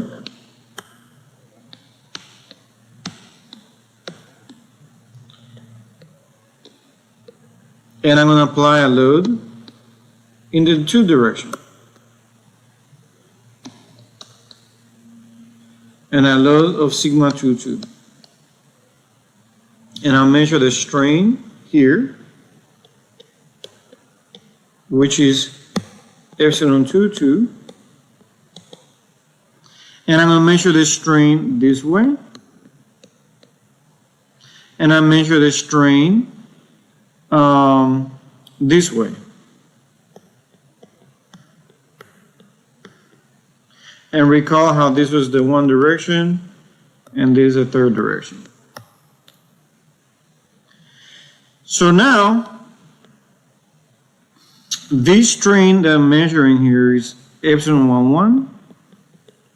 And this strain I'm measuring is epsilon 3, 3. But the primary load sigma 2, 2 should cause a strain epsilon 2, 2. And that strain is going to be sigma 2, 2 divided by E2, 2. Where E2, 2 is the modulus in the two direction. And again, that modulus can be different from the modulus E1, 1 when the loading is applied in the one direction. So now I can measure, now if I apply a load in the two direction, there will be contraction in the one and three directions. So that strain will be a fraction of 2, 2. And I know it's going to be a fraction based on the Poisson ratio. I'm loading in the two direction, measuring in the one direction. And nu 1, 2 may not always be equal to nu 2, 1. So that's very important. And nu 1, 3 may not be equal to nu 3, 1. If it's an isotropic material, then they'll be equal. Nu 2, 3 is not equal to nu 3, 2 necessarily. It can be if it's an isotropic material. And so I know epsilon 2, 2, so it's minus nu 2, 1, sigma 2 divided by E2, 2. And I can repeat the experiment, calculate the strain in the 3 direction. And I expect contraction again, and a fraction of epsilon 2, 2. So it's negative, loading applied in the 2 direction, measured in the 3rd direction. And I get negative 2, 3. And substitute epsilon 2, 2, which was found here, as sigma 2, 2 divided by E2, 2. So I've done an experiment to calculate these strains. And when I do that, I fill out the second column. So if I do an experiment only with the stress in the 2nd direction applied, this is what I get for strains. If I do an experiment with stresses in the 1 direction applied only, then this is what I get. And I can repeat the experiments in the 3rd direction. In the 3rd direction, I can then draw the test sample.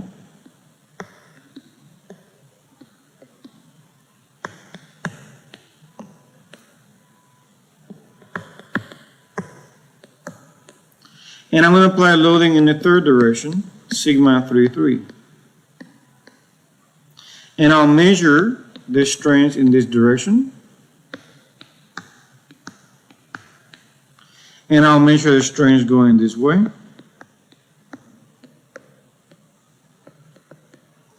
And the strains going this way.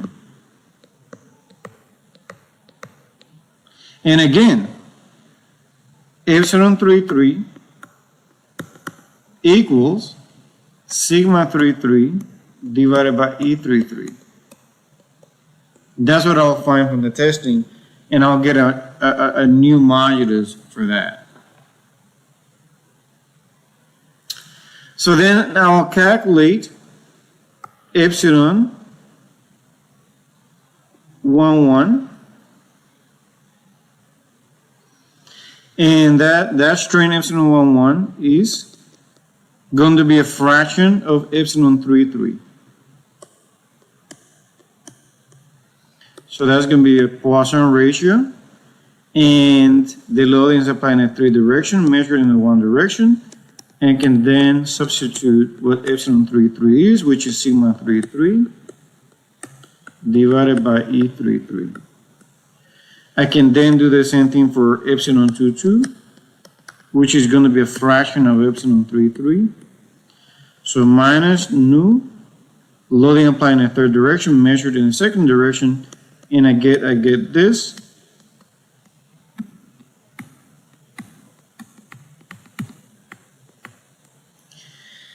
And so now I can look at what happens when stress is applied only in the 3rd direction. And when I look at the total strain, I get the total strain is a stress in the 1 direction.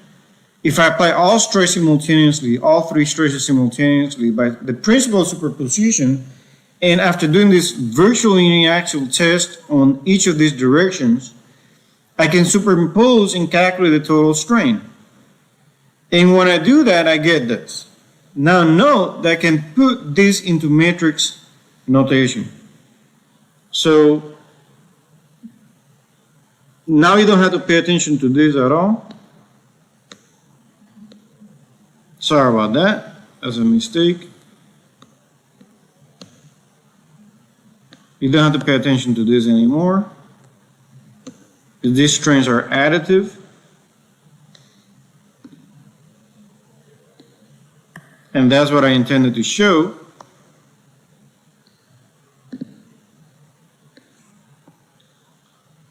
And what I want to do is then isolate this when I write it in matrix notation.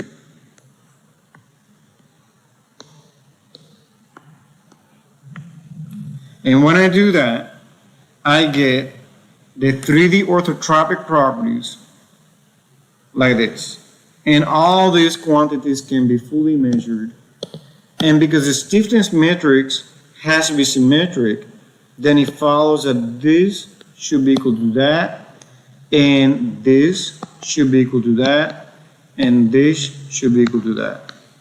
And so this relationship has to manifest itself.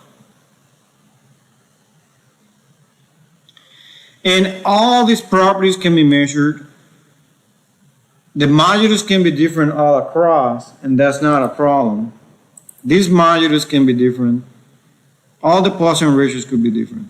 But this relationship must hold. We can invert the relationships to get this. And the bottom line, you don't have to be worried. Like, these numbers will be fully known after the test is done. After all the testing is done. And when you invert the relationship, you get a massive relationship which MATLAB or Mathematica can do. Again, do not worry, this is done by computers. But the bottom line is we have a way of relating stress to strain. That's what matters here. And again, the Poisson ratios are all equal to nu for isotropic case where like aluminum or some other metal where the properties are not directionally dependent. So for the isotropic case, this is what you get. This is a relationship we get. Only E and nu are the ones that need to be measured. And this relationship here will simplify to this for the isotropic case. By setting nu1 2, nu2 1, nu1 3, nu3 1, nu2 3, nu3 2 to nu, and by setting E1 1, E2 2, E3 3 to E. You can add the thermal effects in here, and to do that you have the coefficient of thermal expansion. What I've done, I'm showing you the inverted version of this again. So here you have the strain equals this. This is what I've been showing you. I showed you that for 3D orthotropic materials.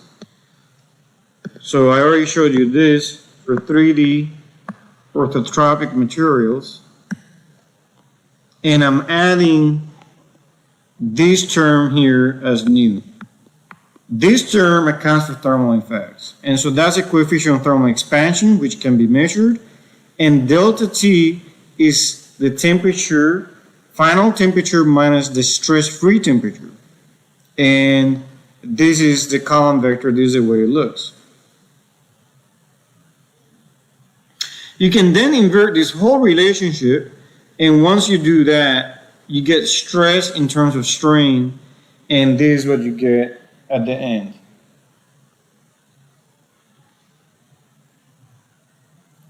So, the material properties, typically, most materials will have a slight volumetric change. So you're going to have a contraction. Incompressible materials will have almost no change in volume, like rubber. And the Poisson ratio will be close to 0.5. Most aluminums, metals will be close to 0.3. The shear modulus can be determined to be a function of Young modulus and Poisson ratio using this relationship. So if you know Young modulus and Poisson ratio, you can calculate G. In other words, if I have an isotropic material, from a uniaxial test in the one direction, I can measure this strain and I can measure this strain. So not only I'll get the modulus E, I will also get nu, which is this one right here. I'll get nu because I'll know epsilon 1, I'll measure epsilon 2. So I can get nu, and if I know E and nu, I can get the shear modulus. And so then when I do a torsional test, I better get a comparison that matches. This must hold basically.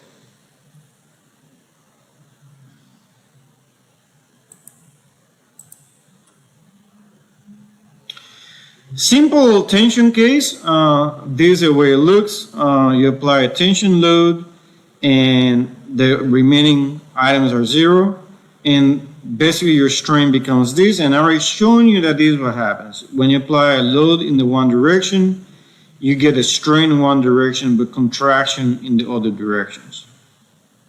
In the pure shear case for torsion, for example, you then get shear strains instead. And I'm using the term mu, but in fact here, what you have here is that mu is equal to G. So this mu is equal to G.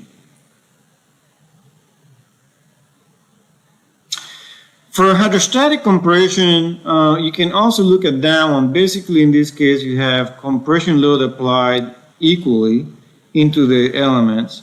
And when you actually run this calculation here, so if I were to then substitute this for minus P, this for minus P, and this for minus P, and do not account for thermal effects, I make this equal to 0, 0, and 0, then you get what I was showing you now, which is the hydrostatic compression case, and you get this relationship.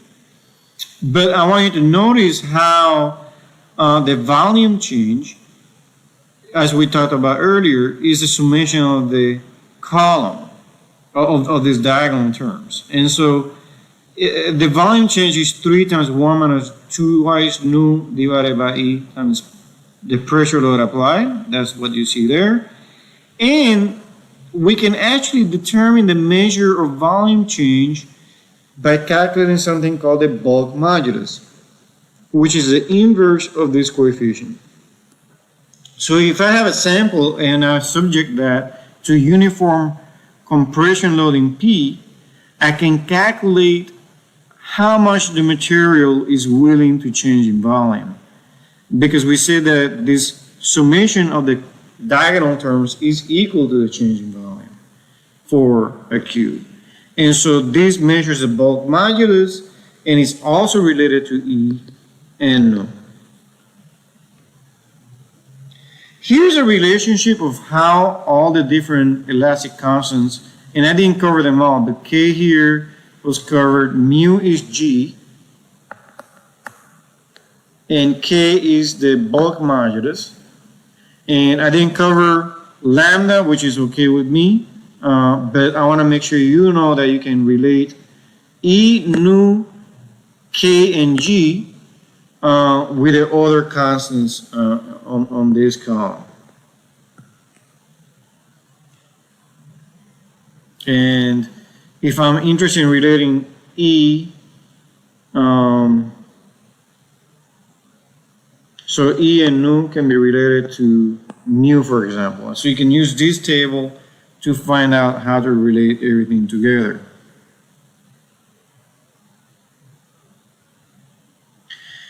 Here are typical values of elastic moduli. I think it's worth remembering some of them. For aluminum, in British units, is usually 10 MSI, in GPa about 70 GPa. The Poisson ratio, as you can see, varies anywhere between 0.2 and 0.3. Metals, usually in the 0.3 range, and rubber is close to 0.5 because it's incompressible. And you can see that here, if I make nu close to 0.5, what happens to the volume change? The volume change is almost zero. So the bulk modulus is almost infinite. And so, yeah, so rubber materials will typically result in almost no volume change.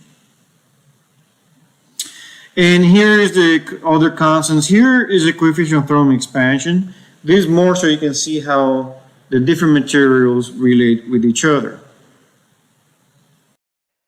Let's discuss how we will go ahead and solve these equations. So we have three governing equations, and these three governing equations came from second Newton's law, where we had body forces, accelerations, and tractions applied, and we were able to use Cauchy's relationship to relate the tractions on the surface to stresses inside the body. And from there on, we were able to then use the divergence theorem to then develop these three equations of elasticity that represent the three equations that will render the system in equilibrium. And as you can see here, we have three equations and six unknowns, and the six unknowns are the stresses, sigma xx, sigma yy, sigma cz, which are the normal stresses acting on a cube, and sigma xz, sigma yc, and sigma xy. These are the shear stresses. Together, the six stress components at a material point react the external forces applied on the structure. And the six stresses will vary across the body, the aircraft, the launch vehicle. And then we went on and developed the six strain deflection relationships. Three of them describe stretching of a cube, where U, V, and W are the deflections in the X, Y, and Z directions. We then have the shear strains, which represent the angle change.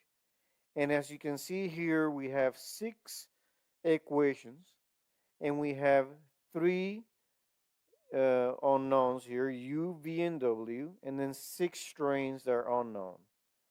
And finally, we have then the stress-strain relationships.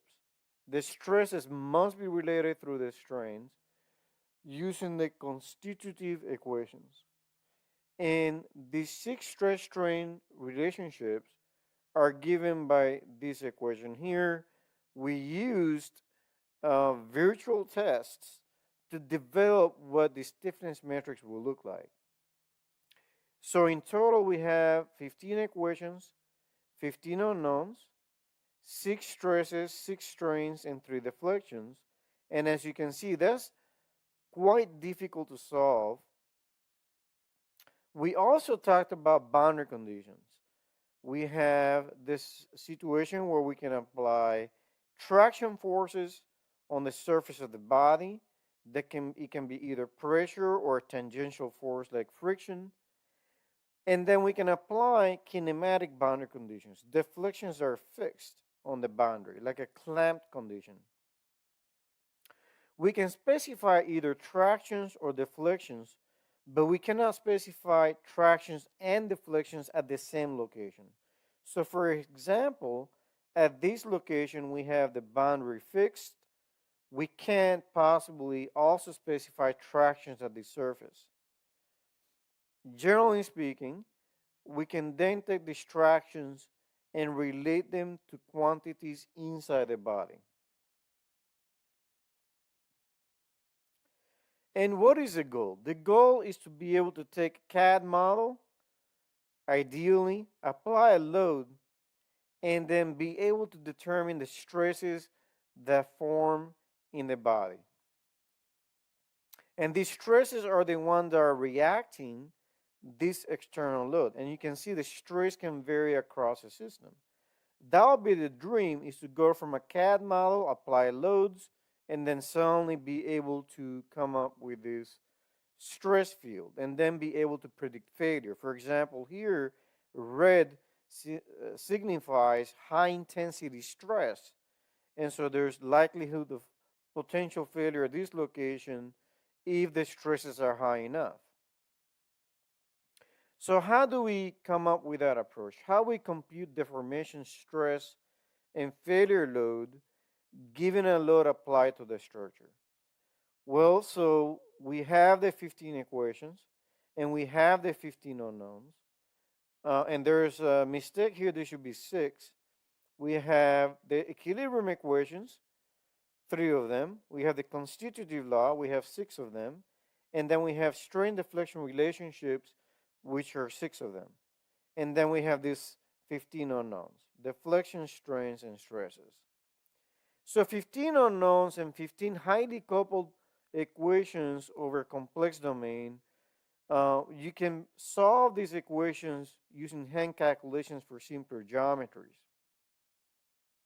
We can put all the equations into one single equation. For example, I could use a stress relationship here, and I can plug in strain for deflection. So I can take this whole expression here, which is in the book for this course. We didn't discuss these nonlinear terms, but for small strain approximation, this is what we're going to be using. And anywhere you see ij, that's basically I equals either x, y, and z, and j is either x, y, and z. So you can basically come up with the different combinations of strains that you can have. And so you can plug in this deflection relationship into this equation, and then plug in sigma ij back into this equation, and everything can be in terms of deflection. So yes, you can reduce the 15 equation down to just 3 equations, but nevertheless, they'll be highly complex. And so what is this other solution we may have to be able to solve these equations? And that brings us to finite element modeling. Finite element modeling resolves the complexity of having to solve these equations. You have this CAD model, and we take this CAD model and we break up the CAD model into elements. We call it elements because I've taken this domain and have divided the domain into subdomains. And these subdomains will have either a triangular shape, a quadrilateral shape, and if I go to 3D structures, I can discretize the subdomains into tetrahedrons and hexagons. And generally speaking, when you do this discretization, we know that we have infinite number of material points here, but when we go from this domain to these subdomains, we have a finite number of subdomains. And these subdomains here, these triangles, are called elements. So that's why it's called finite element, is because we have discretized the domain into finite number of subdomains. And so what I've really done then, I have broken up this continuous structure into discrete subdomains, these triangular pieces. And the idea here is then to take every single of these triangles, which could have different shapes, and map them into a master triangular element, which is going to be the same shape for every element. So what I'm going to do is to try to solve the partial differential equation, these highly complex equations, for the master element that has a shape. And I'll go ahead and map each of these triangles into the master element, and then after I do that, I will then connect these elements together. So the idea here is to solve the PDEs, the partial differential equations, for every element using the one master element, and then I'll connect the elements together via nodes. So these triangles come at some vertices, which I'm going to call nodes. And at these nodes is where we're going to be calculating deflections. And the idea here then is to approximate the solution of this discretized model. So why use finite elements? What is the point of using finite elements? Why do I need to really learn the basics if I can let the computer do the work? And the answer is that simple models are crucial for checking and understanding simulations. And also, you don't want to be using finite element modeling for initial sizing because that'll be time consuming. You want to do the sizing using hand calculations as much as possible, and then refine the finite element solutions, the solutions to the problem, the design, using higher fidelity models like finite elements. And simple models are really the only way to create a physical understanding of the problem and to check the results. So let me go through the process. I take the CAD model, discretize it into either triangular elements or quadrilateral elements, and that can be first order elements or second order elements, meaning I can interpolate linearly or quadratically. The higher order the element, the more accuracy I'm going to get. And again, this is not a finite element modeling class, although we're going to do some finite element modeling. However, I am giving a top level view of what finite elements is really trying to do. And so we then go and discretize a model into subdomains using triangular or quadrilateral elements. And then I take this model and I apply loads to the model and boundary conditions, and I specify material properties. So I configure the model in this step. The previous step is called meshing because when you basically have a CAD model and discretize it into elements, that process is called meshing. In this case, we're pre-processing the model by applying the loads and the boundary conditions and the material properties. Then we're going to submit this model into the solver.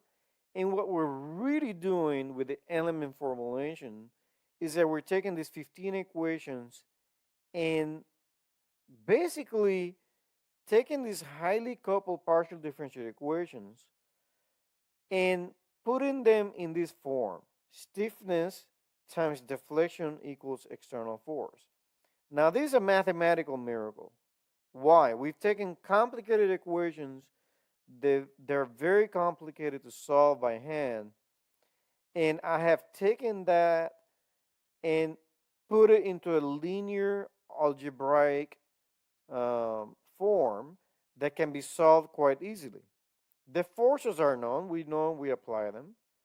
The stiffness matrix is known because the stiffness matrix depends on the material properties and it depends on the geometry and the number of elements and nodes and all that. So K is fully known and F is fully known. So all I have to do now is solve for deflections by inverting K. And if I know deflections, I can then calculate strains. And once I know strains, I can calculate stresses using the constitutive relationships. And these stresses can then be used to then determine whether the structure will fail or not. And there are two kinds of analyses, and there's many more, but these are the two top level analyses that can be performed. One is a static analysis, which will give you the deflections, strain, and stresses. And then the dynamic modeling, which will give you frequencies and mode shapes. What is interesting about finite elements is that with finite elements, not only you can visualize the stresses and strains over the body of the material, which could vary across the body of the material, but you can also visualize how the structure deformed and deflected, which is very, very useful to understand whether the modeling is correct or not. Secondly, I want to point out that it is a huge mathematical miracle to take highly complex equations and be able to synthesize it into a simple linear algebra problem. And that is quite impressive approach that finite element methods has given us. If I go a layer deeper now into what's going on, this is an aircraft finite element model, and it probably has over 100,000 elements, although some models can have up to a million elements. In this case, what you see here is a CAD model was provided, a mesh was created, meaning that we have divided and discretized the domain into subdomains. And again, it's called finite elements because I have discretized the domain into a finite element number of subdomains.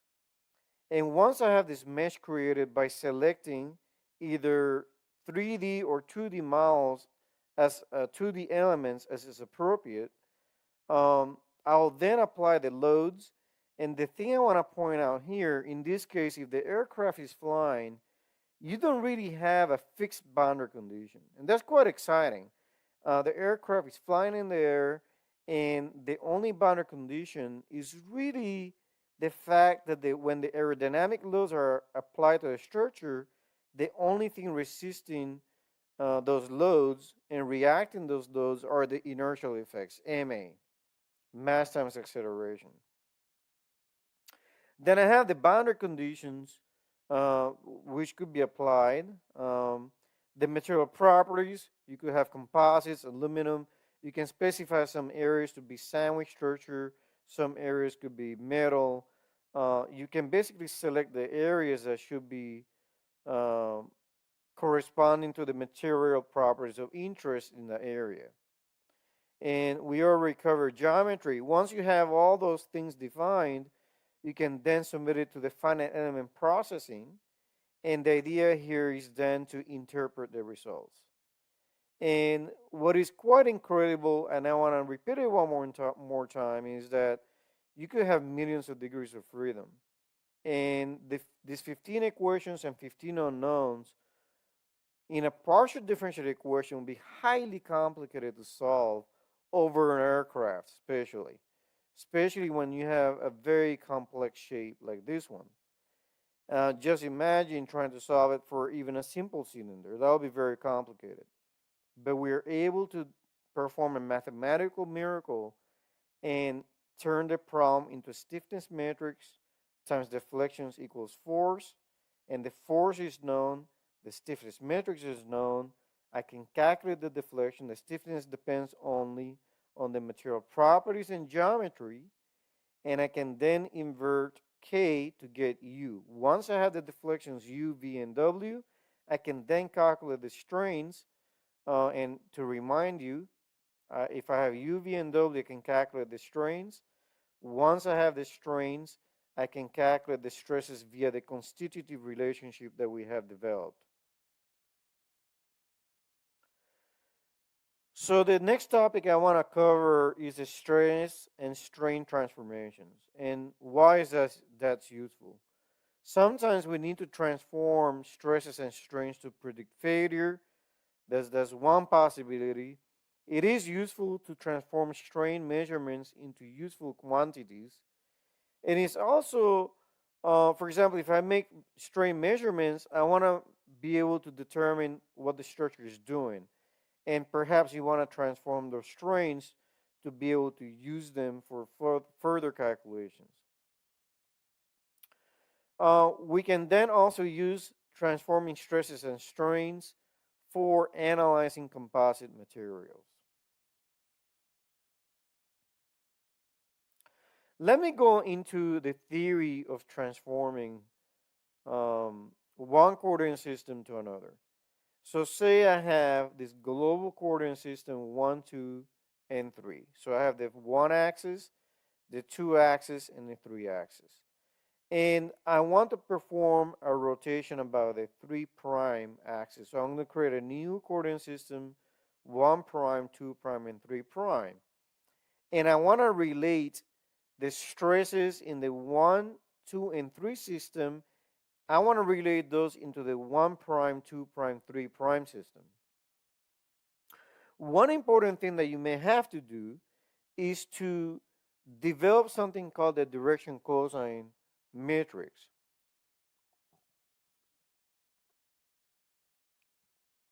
In here, you're going to calculate the cosine of 1 between 1 prime and 1. In this case, that represents the angle between 1 prime and 1, the 1 axis. And then you're going to calculate the cosine between the 2 prime and 1 axis. So these 2 prime and the 1 axis. The cosine of 3 prime and 1 axis in this example is this one, this 3 prime and the 1 axis. And that angle is 90 degrees. The cosine of 90 degrees is 0. So in this example, that's 0. And as an example, I want to calculate the cosine of 3 prime and 3. So that's going to be this angle, the difference in angle between these two axes is 0, so the cosine of 0 is 1. Here's an example more specifically. We have a rotation of 1, 2, 3 to 1 prime, 2 prime, 3 prime of rotating about the 3 axis by an amount alpha. I'll let you do this at home by pausing this video, but I think you can be able, you should be able to show that the angle difference between 1 and 1 prime is basically 180 minus alpha. And the cosine of that is going to give you alpha. So I invite you to go in and perform the calculations and see if you're able to get that. And then you can then go on with filling the rest out, but that's an example of rotating about 3. Now a more general rotation is going to look like this. I have the x1, x2, and x3 axis, and I'm going to rotate that coordinate system into a completely different, not just rotating about the 3 axes, but I'm going to rotate about all axes.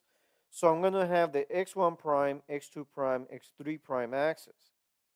And I'm going to rotate it from this coordinate system into the red one here, denoted there. So you have to basically do the same calculation. You need to calculate the cosine between the x1 and x1 prime axis, and that'll be L1. So in this example, we have to calculate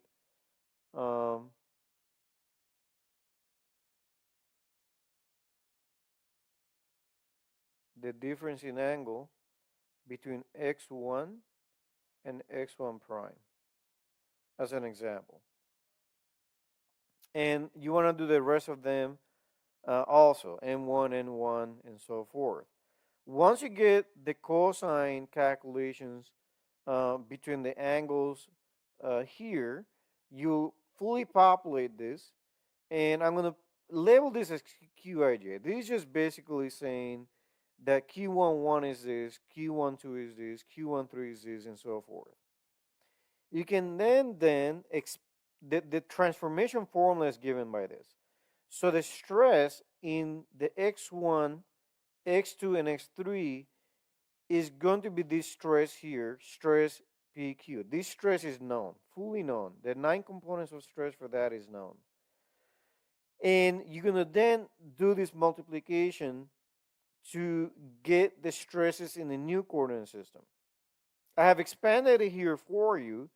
And what I want you to notice is sigma x, sigma y, sigma z, tau xy, tau yz, tau zx, those are known quantities in the x1, x2, and x3. And what I'm trying to do is find the stresses in a new coordinate system. And so I have to perform these calculations. And therefore, I have to get the direction cosines to be able to do that. And basically, I have to find the cosine between these axes to make this happen.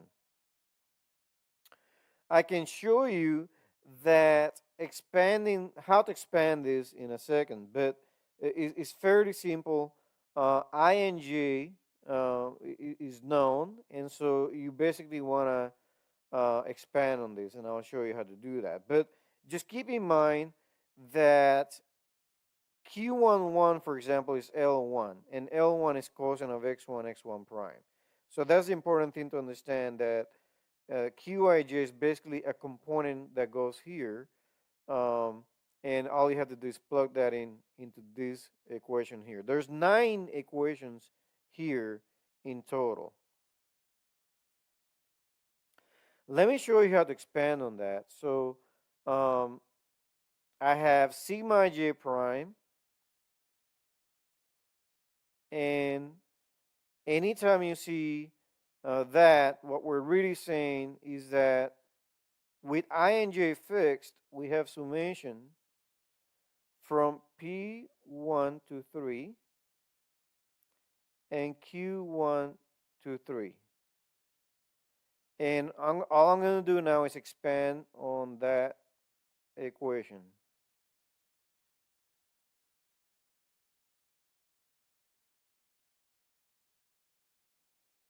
And that's fairly simple to do. As an example, I can do sigma 1 1 prime. And sigma 1 1 prime is the summation from Q1 to 3 and P1 to 3 of Q1P Q1Q times sigma PQ. And all I have to do now is do this expansion. Like, for example, the first term will be Q11 times Q11 sigma 11. Or we've been using the term sigma XX. It's the same thing. Plus Q1 2 Q11 sigma 1 2. And this is the same thing as sigma XY. And then you can keep expanding. There will be 9 components. And as you can see here, I know Q11, which is this term. I know Q12, which is this term, because that's the angle between the axis x2 prime and x1. And so that's how you will approach that. Now, let's say I only have a rotation about the z-axis. You can use these equations fairly simply, and all you have to do now is calculate the direction cosines. And when you do that, you get this equation here: cosine theta, sine theta, 0, minus sine theta, cosine theta, 0, 0, 0, and 1. And this should be fairly simple to calculate based upon what we learned so far. And what I will do now is insert this into this expanded notation here. And you can see here that I'm only looking at 2D stress transformations, so sigma z is 0, and as a consequence, this term is 0, this term is 0, this term is 0. And so all you're left with is these 3 terms which were shown in that page. So this should be fairly easy to develop, and these are your 2D stress transformations. In other words, if I know the stresses in the XY coordinate system, I can calculate in the new coordinate system, I can calculate the stresses in that plane. If I were to take an example, I have this uniaxial bar and I apply a load in the X direction. I can then calculate what will happen,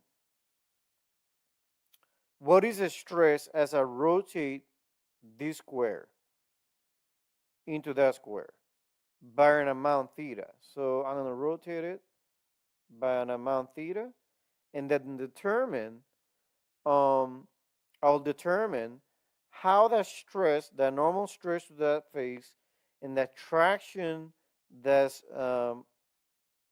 tangent to that face going to change as I rotate this cube, this square. And I can use this relationship right here and determine that. In this example, sigma y is 0, and I don't have any sigma xy. So this is 0 and that's 0. This is 0 and that's 0. This is 0 and that's 0. So you're left with just these terms, and I'm only plotting this term and that term. You can see that's exactly what we found here, and I can plot that. And as I rotate theta, you can see that the shear stress changes and the magnitude increases up to a 45 degree and then drops back to 0 here. Of course, there's no shear stress when theta is 0, and you will not expect any shear stress when theta is at 90 degrees.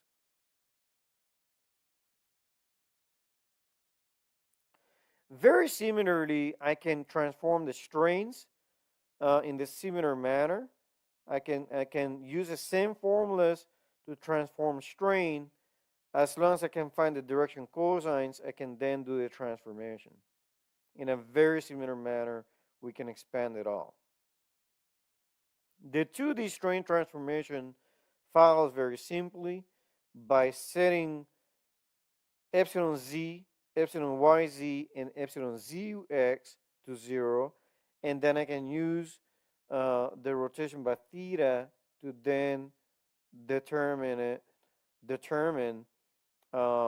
this transformation. So knowing epsilon x, knowing epsilon y, knowing epsilon xy, knowing those quantities in the x1 and x2 and x3 coordinate system, I can calculate it in the new coordinate system x1 prime, x2 prime, and x3 prime. And these are the equations that you will find if I do a rotation about z of amount theta. And finally, I can use this approach for strain measurements. Strain measurements are typically done by bonding strain gauges, and we can then measure the electrical resistance of the filament with changes in strain and measure electrical resistance across a Wheatstone bridge. And here's an example of 3 strain gauges that have been installed at an angle theta A, theta B, theta C.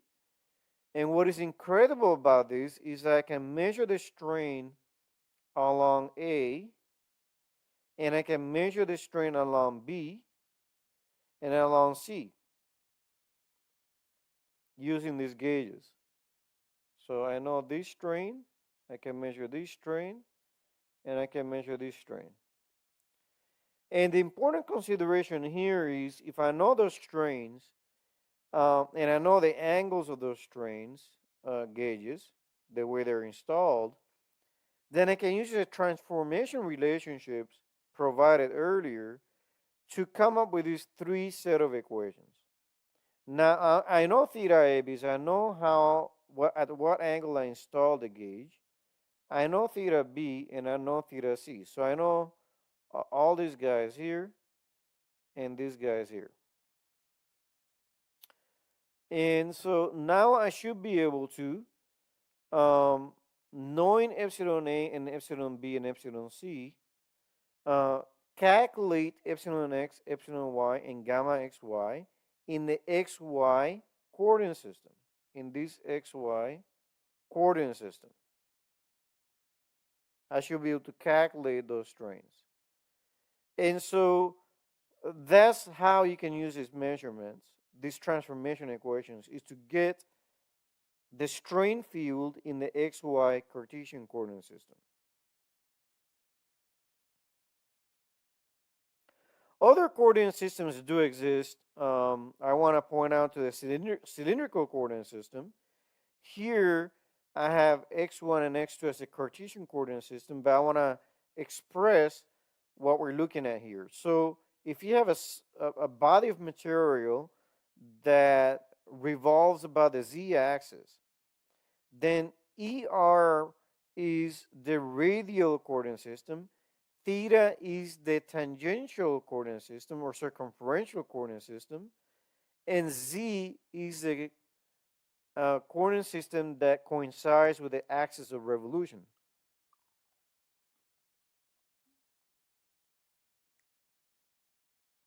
The strains will be just that.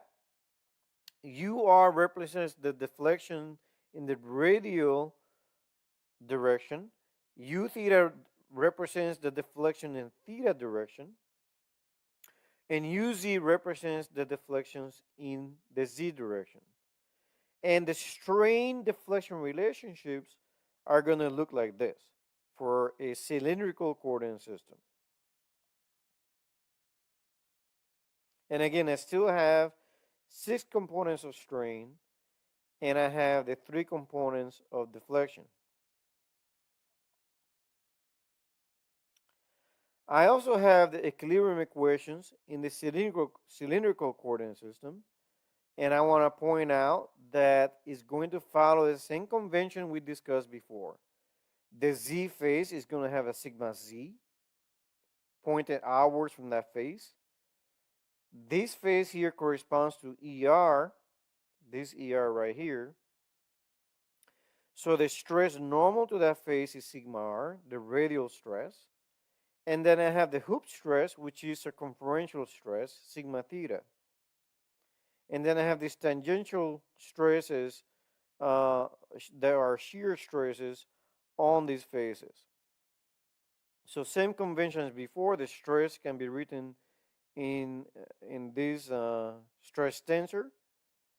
And the equilibrium equations will look like this, where Fr, F theta, and Fz are the body forces.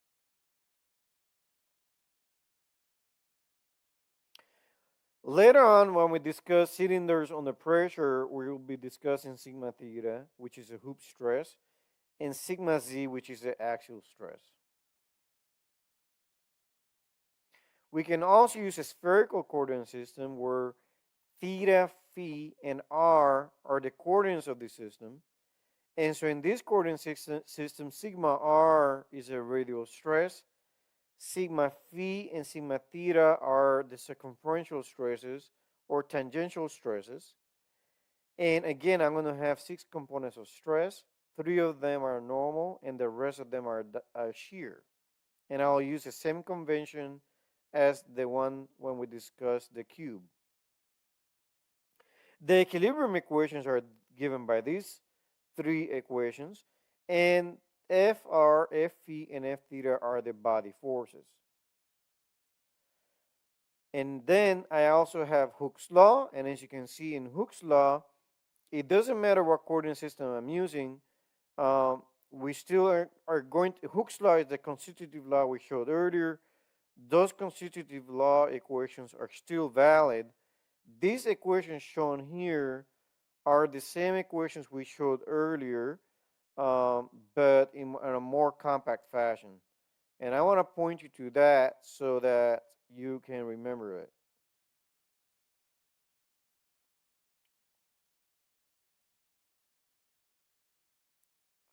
Right here. So this stiffness metric stays the same. Doesn't matter what coordinate system you're working on. It's invariant of the coordinate system used.